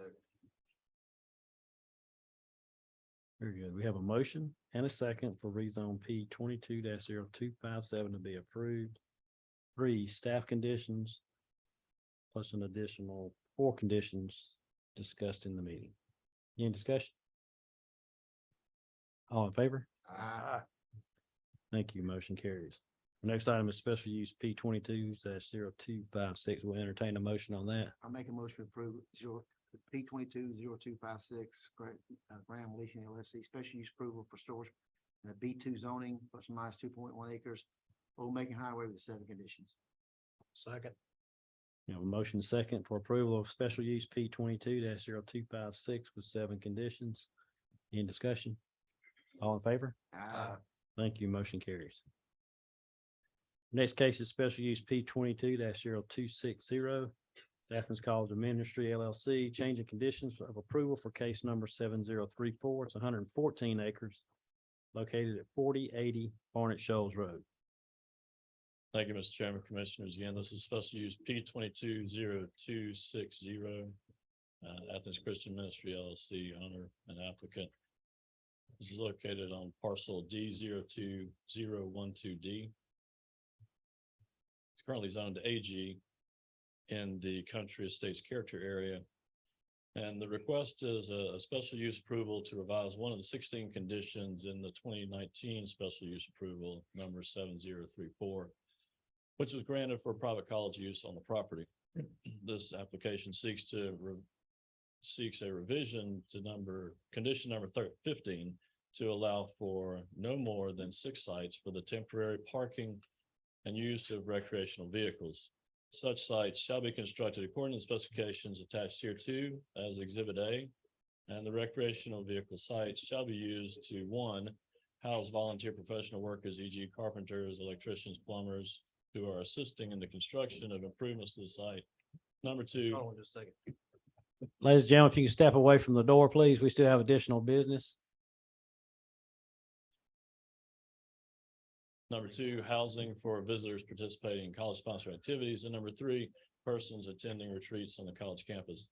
The applicant has proposed an amended condition number 15, and that would read as follows. Condition number 15 of 2019 special use approval number 7034 shall be amended to read as follows. No temporary housing shall be allowed except for sites for parking of recreational vehicles, not to exceed 6 in number, to be used by 1 RV owner by volunteer skilled workers assisting in construction and maintenance of improvements to the property. And number 2, RVs owned by persons visiting the college at the invitation of the college, participating in college-sponsored activities on campus. No RVs shall be permitted to remain on the site for more than 60 continuous days. No students shall be housed in any RV. The RV parking site shall be constructed as set forth in Exhibit A, submitted by the applicant. This is the concept plan that you have in your packets, showing the proposed location. Again, another view of the same concept plan. These are the architectural images submitted with the previous, the original application. And staff recommends conditional approval with our standard condition number 1, number 2 with a slight modification at such time as condition number 2, number 3 of special use approval 7034 implemented. The owner at their own expense shall construct the improvements required by the county for public water and public wastewater services for the subject property and shall convey the same to the county free by lien. Said improvements shall include all on-site improvements and such off-site improvements as are required by the county provide service to subject property. Number 3 is our standard condition. Number 4, condition number 15 amended to read as follows. No temporary housing shall be allowed except for temporary parking and use of recreational vehicles that may not exceed 6 in number and shall only be used to house volunteer professional workers assisting with the construction improvements to the site and shall be temporary with removal following the completion of campus construction. And the planning commission recommended approval subject to the same conditions as staff, with adding a change in condition, adding an age limit of 18 years old to condition number 4. And we'll hear from the owner or the agent of the owner. My name is Jim Warrens. I live at 475 Ansley Drive, Athens, Georgia. I'm here tonight as the chairman of the Board of Trustees of the Athens College of Ministry. The special use for the college was initially approved in 2016 and was finalized after the litigation in November 2019. Since that time, the college has been working on its development plan and has been trying to raise money for construction. The college is completely dependent upon donations. They're not a normal business where they make any kind of profit that they can go out and get a loan and have expectations of repaying the loan. So as a result, this campus is going to have to be developed in phases, and the architects and engineers and myself, we've met with Mr. Herring to talk about the different phases. The first phase is putting in the decel lane. That has to be done before we do anything else. That plan has been approved. That's out for bids. And it came back at twice what we had anticipated, so it may be a while. The next phase will be for the plans for the infrastructure, the water, the septic, and the roadways. And the reason why this is in front of you gentlemen tonight is as a part of that phase, it made sense if we're going to ask to have some sites for RVs, that they be included in that phase so they can be done as a part of that development. But this is way down the road someplace. Because number one, we need approval here. Number two, we got to do all the infrastructure development and so on. And then number three, it's got to be paid for. So in the original rezone, condition number 15 said no temporary housing shall be allowed. And that made sense. It didn't want any kind of mobile units out there temporarily housing students while other things were going on, and then those become permanent and don't ever get replaced. But this condition is for something different. This is a request for 6 sites to accommodate RVs for short-term occupancy. And the purpose of the application is twofold, as was set out. One is to provide a place for volunteer skilled workers to bring their own RVs to stay on a short-term basis. There are groups of retired individuals that travel the country, and they are connected with various institutions, primarily religious, but not necessarily. And they come and stay anywhere from 3 to 6 weeks, and they perform work and do things at the request of the institution that they're working for. It was pointed out by one of the objectors at the planning commission is we couldn't expect people to come in like this and say, wire a building, that the contractor would already have a contract. That's not what we're talking about. We're talking about building the smaller amenities, sheds, greenhouses, doing landscaping, gardens, and then later on to maintain buildings and grounds. They can come in, they can paint, they can do things like that. The second part of the thing was to provide short-term places to stay for those visiting the college for college functions. Parents coming for student activities, parents coming for graduation, parents coming for a graduation weekend. Some people come in for a performance down the road someplace when the college is big enough to host performances on the college campus. A guest lecturer coming in and provides his own place to stay. Participants who come in for short-term courses for academic credit. RV parks and RV subdivisions are defined in the UDC. This doesn't fit any of that. That's not what we're talking about. And so this request has its own conditions. It's for short-term use for college-related activities. It's not open to the public.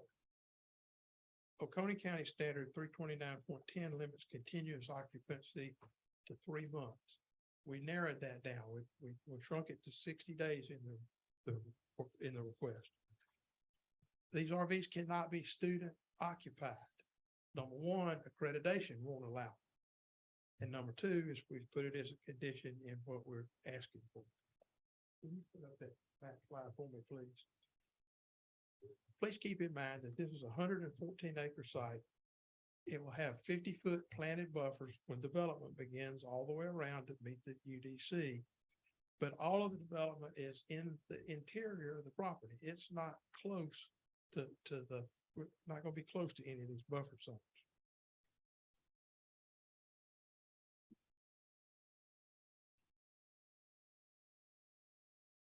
your presentation. Yes, please. Oh, sorry. I'm sorry.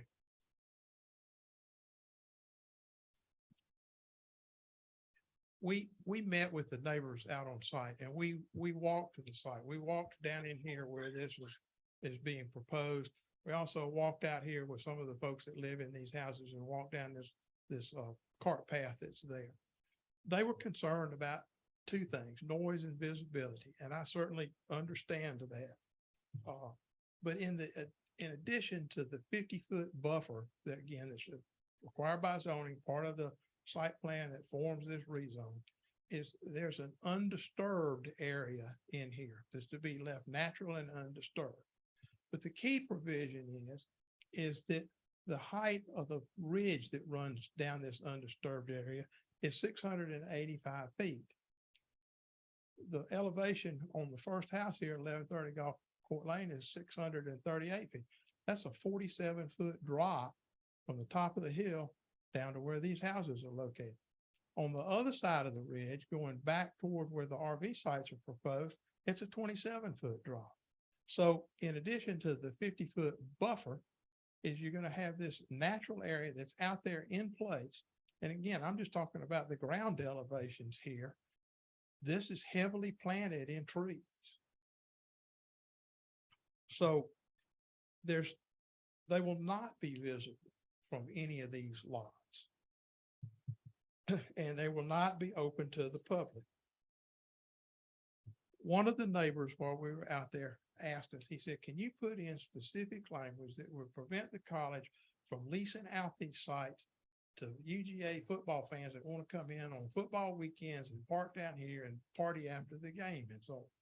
So the proposed condition that the guy showed you up on the screen that I've sent around to everybody specifically says that these would be RVs owned by persons visiting the college at the invitation of the college, participating in college-sponsored activities on the campus. No student shall be housed, and the RV parking site shall be constructed. So the limitations that we put in, we tried to accommodate the neighbors as to what they asked for.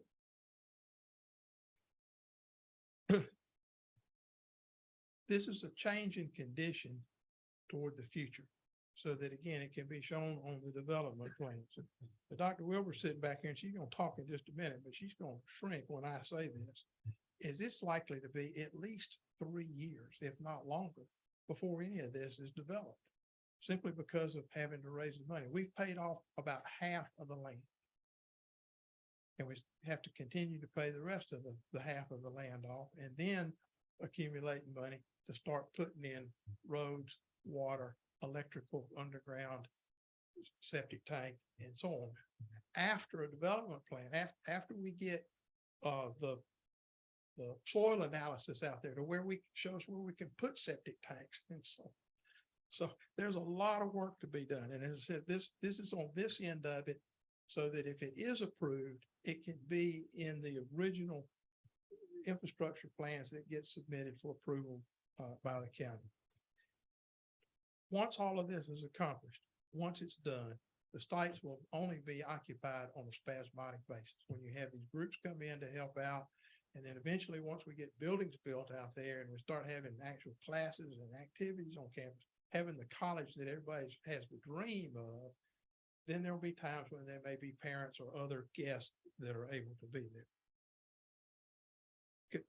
The staff recommended 4 conditions, and obviously we agree with 1, 2, and 3. The right-of-way improvements, as I said, are already in process. If we can just get somebody to build it at a price we can afford to pay. Condition number 4 is proposed by staff, limits these sites to only being used by house professional workers. The application spells out that the RV site infrastructure is necessary to meet Oconee standards and will attract volunteered skilled workers. They're expensive to install. The sites will sit empty till used for college functions and then will largely sit empty. But if we go to the expense of installing these and putting in the necessary electric, and again, gotta have water, they gotta have sewer connections and so on, then we're just asking that they be available for purposes that will benefit this college as it goes into the future. And so we have proposed an alternate condition for which is the one that Mr. Herring put up on the screen and that we circulated around. It's this condition 4 right here. And so we would ask that this request be approved, subject to conditions 1, 2, and 3 as proposed by staff and what we're calling amended condition 15. And I'll be available to answer any questions that anybody might have.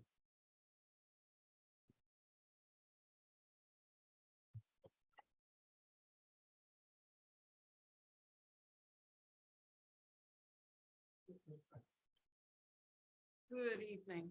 My name is Marcia Wilbur. I live at 1250 Calls Creek Circle in Watkinsville, and I'm honored to serve as the president of the college. I don't know that I have a lot to add to what Jim already said, but this project has a long history with the county, and I'm just grateful for your support. We want to do everything that we do with excellence, and it is our deepest heart's desire to be a jewel of education and community building in the crown of Oconee County. So just know that we always want to operate with excellence. And as Jim said, we are a nonprofit. So the reason we're doing this is so that we have opportunity to make relationships and build relationships with all of these volunteer groups, sewers, mappers. I've had family members in their retirement travel the country and do projects and the relationships that are made. And these are the kinds of people that we want to bring to our community. So I just want to reiterate what Mr. Warren said about the type of people that are going to be coming onto the campus to occupy the RV sites. I think some of the neighbors were concerned that there would be lots of noise and unruliness. Keep in mind that these are Christian retirees that want to serve in their retirement years. These are not party animals, and we're only asking for 6 RV sites. We're not asking for 20, 50, and something extraordinary that's going to bring a whole lot of extra congestion to the campus. And again, as Mr. Warren said, when we go to the expense of adding the sites, pending your approval, it would not be cost effective to put these in so that we can have volunteer workers just to take them out. There will always be help needed in our prayer garden, remodeling, landscaping, growing plants, any number of ways that we can invite these sorts of people into our community. So I hope that we can invite them warmly. And thus we ask the Board of Commissioners to consider this as a permanent addition to our approved site plan and not something to be removed later. So those are the only things I wanted to say. Of course, we're here for any questions you have. And thank you so much for your consideration. Many blessings. Thank you. Does anyone else wish to speak for? Does anyone wish to speak against? Anyone virtually? With that, we'll go ahead and close the public comment portion. Any questions from commissioners? We'll entertain a motion.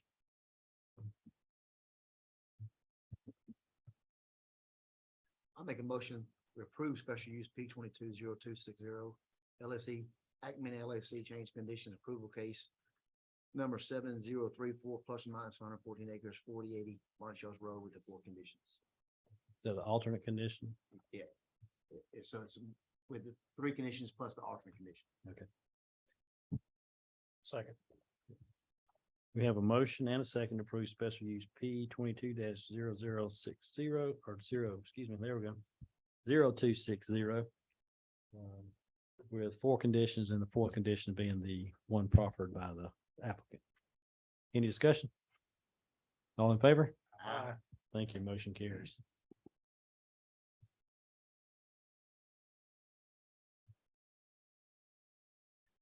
Next item to discuss and consider a resolution for the homestead exemption change. We talked about that. It's our strategic planning meeting.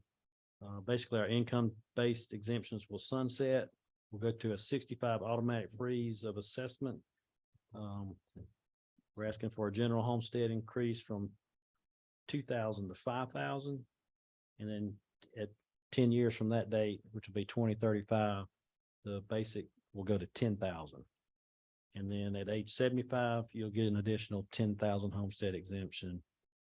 So all that's been tediously gone through, and we developed a resolution that will our delegation will need to proceed. So if Daniel's got anything to add. Wouldn't dare. So there's like 5 or 6 different acts that were involved in creating all these. So you're basically asking them to get rid of 5 things and add 5 more things. So the one thing I would add is we're not gonna take anything away from people that really need it. So, for example, there are some people out there that do not pay property taxes because their income's below a certain level. And we're not taking that away from them. They'll retain that.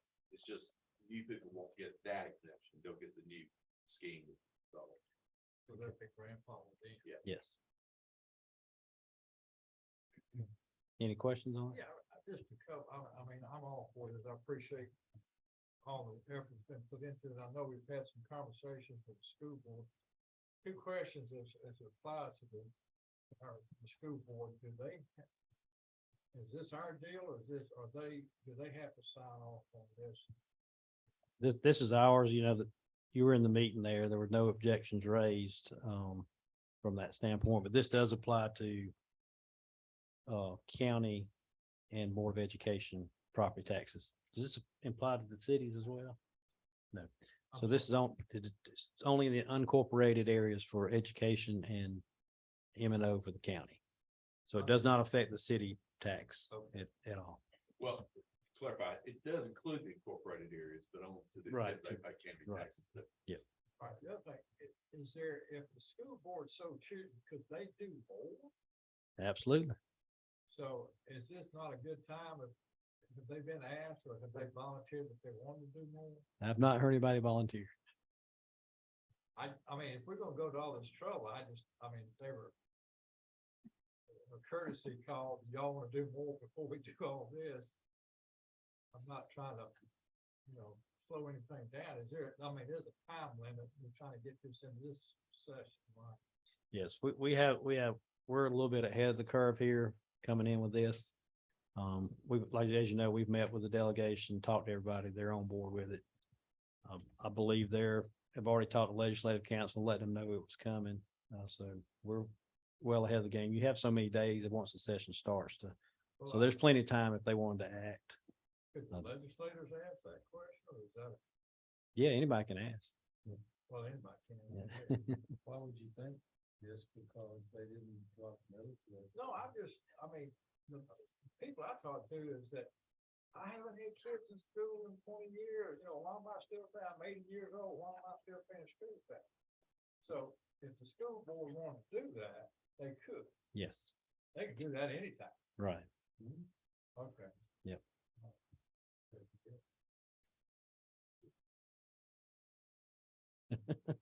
This will also replace the 4 local acts.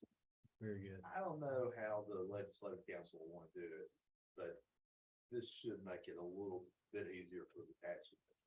That's one of the goals. Yeah. And we met with her. Riddle is, Yeah. she's supportive of it. But to make her job easier than what they're having to do now. Once we get past the initial changeover. Well, yeah. I got a question about the grandfather, and that is for the individual, or is that for the parcel? Individual.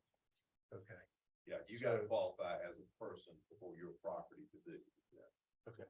So once that person moves or is deceased, then it goes Goes away. away. Gotcha. Thank you. Any other questions? All right, we'll entertain a motion. I'll make a motion to approve the resolution. Second. Here we have a motion and a second. Anybody got any public comment? I forgot to ask that. Anybody virtually? All right, so we do have a motion and a second, any discussion? All in favor? Aye. Thank you, motion carries. Next item is to consider approval of contract with corporate environments for administrative building FF&E. Thank you, Mr. Chairman and Commissioners. As part of the general fund, assigned fund balance, we had $750,000 assigned for this. This is the furniture, fixtures, and equipment for the administrative building. The great bulk of that would be the actual furniture itself. Corporate environments utilize a state contract for the majority of the furniture, but because the contract total exceeds $100,000, I have to bring it before the board. for approval. So I'm requesting amount not to exceed $631,000 for the corporate environment portion of the contract with the FF&E for the administrative building. And then with the applicable budget amendments for the balance for that and the balance of the money for the FF&E, ultimately for the administrative purchase. Happy to answer any questions you may have. Any questions on this? Any public comment? Anyone virtually? Can you entertain a motion at this time? I make a motion to approve contract with corporate environments for administrative building, FFE, not to exceed $631K. Second. A motion second, any discussion? All in favor? And Thank you. Mr. Chairman, could I add this clarification includes all budget amendments as applicable? Absolutely. Thank you. Next item is discuss, consider the budget submittal plan. Do you want to do that, Melissa? Or not? I thought that's why you were staying this late. Yeah. I'm happy to. So our FY 23 budget is the current budget plan that we're in, and that will end as of June 30th, 2023. And so we are preparing to implement an FY 24 budget that will be effective on July 1st of 2023. So I believe that you have a budget submittal plan. I'll go through that briefly. So tonight, January 3rd, the first date on the plan is for your approval of the plan, which is basically the schedule for how we intend to budget for the fiscal year 24. January 10th, budget requests to office and departments of the county. So that we're going to request that they start preparing their budget and that they complete those by February the 15th. To allow us time to review those budgets and to reply back to them with recommendations. We would do that between March 1st and 15th. And then we will allow them through the 17th of March to request meetings with administration and finance if needed to discuss budget recommendations, any differences in requests and special considerations. We would then work through April the 14th to consolidate that budget so that you all would have time to review that through the 21st of April and provide your feedback. And we could also take your considerations into those recommendations as well. And then we would have a kind of final budget proposal presented on May the 2nd to the Board of Commissioners at the meeting, and then a first and second public hearing on May 23rd and June the 6th. With the goal of budget adoption at the June 6th BOC meeting. Any questions? Any public comment? We'll entertain a motion. Make a motion to approve the budget submittal plan for FY 24. Second. A motion second, all in favor? Thank you. Now we'll discuss and consider the 2023 alcohol license renewal for A&P management. Yes, sir. Thank you, Mr. Chairman, Commissioners. A&P Management, doing business as Chevron Food Mart, has made application for their 2023 alcohol license renewal for the retail sale of beer and wine. They missed the original deadline of November 15th, but they have now completed their application, paid their renewal fees and a late fee for missing the deadline. We do request immediate approval as the retailer has been unable to sell alcoholic beverages for the last 3 days. And we did request help from our sheriff's office to enforce that. So again, asking for immediate approval of the 2023 alcohol license renewal for Chevron Food Mart. Any questions? You gonna call them tonight? Is it effective? I told him if he watched this, it could be effective as soon as you voted on it. Any public comment? Yeah, we can entertain a motion on this. Make a motion to approve the 2023 alcohol license renewal for A&P Management doing business at Chevron Food Mart, 5300 Macon Highway, Bishop, with Hill Kumar as the registered agent. Have a motion second, all in favor? Thank you, motion carries. Next is discuss and consider the alcohol license for Bobalicious Cafe and Sushi One. Yes, the next one I have is for Bobalicious Cafe and Sushi Wine. They have made application for a new alcohol license for retail consumption on premises of beer, wine, and distilled spirits. The registered agent, Miss Julie Nguyen, has actually completed her RAS training, since this was typed up last week. We got that certificate this morning. We have everything for this new business except for the business license being issued. There is a delay because a final piece of refrigeration component has not yet been received and installed due to a supply chain issue. As soon as that is in, and the business license is issued, we would like to be able to issue this alcohol license. So it is contingent upon the business license being issued. And this is a new business at 1430 Capitol Avenue. They're taking the place where Dominic's was. Any questions on that one? Yeah. Any public comment? Okay, we can entertain a motion on that one. I'll make a motion to approve the alcohol license request for Bobolicious Cafe and Sushi One at 1430 Capitol Avenue, Watsonville. June plan as well as today's contention on wherever they gotta get done. Thank you. Second. Okay, we have a motion second. All in favor? Aye. Thank you. Motion carries.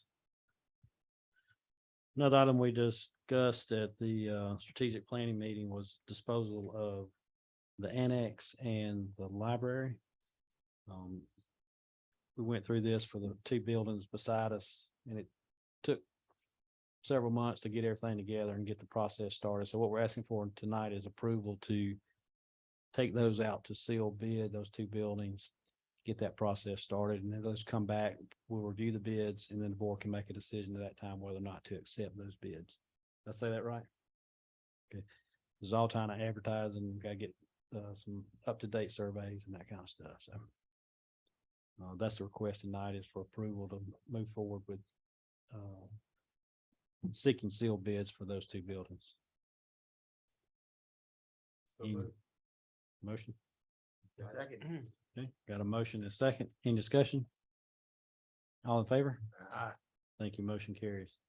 Next item is discuss and consider conveyance of the post office land to the Oconee County Industrial Development Authority. You want to give us some background? So as you know, the post office building has been sold by the IDA to an outfit that operates post offices all over the country. I think they have either 1,400 or 1,600 post offices.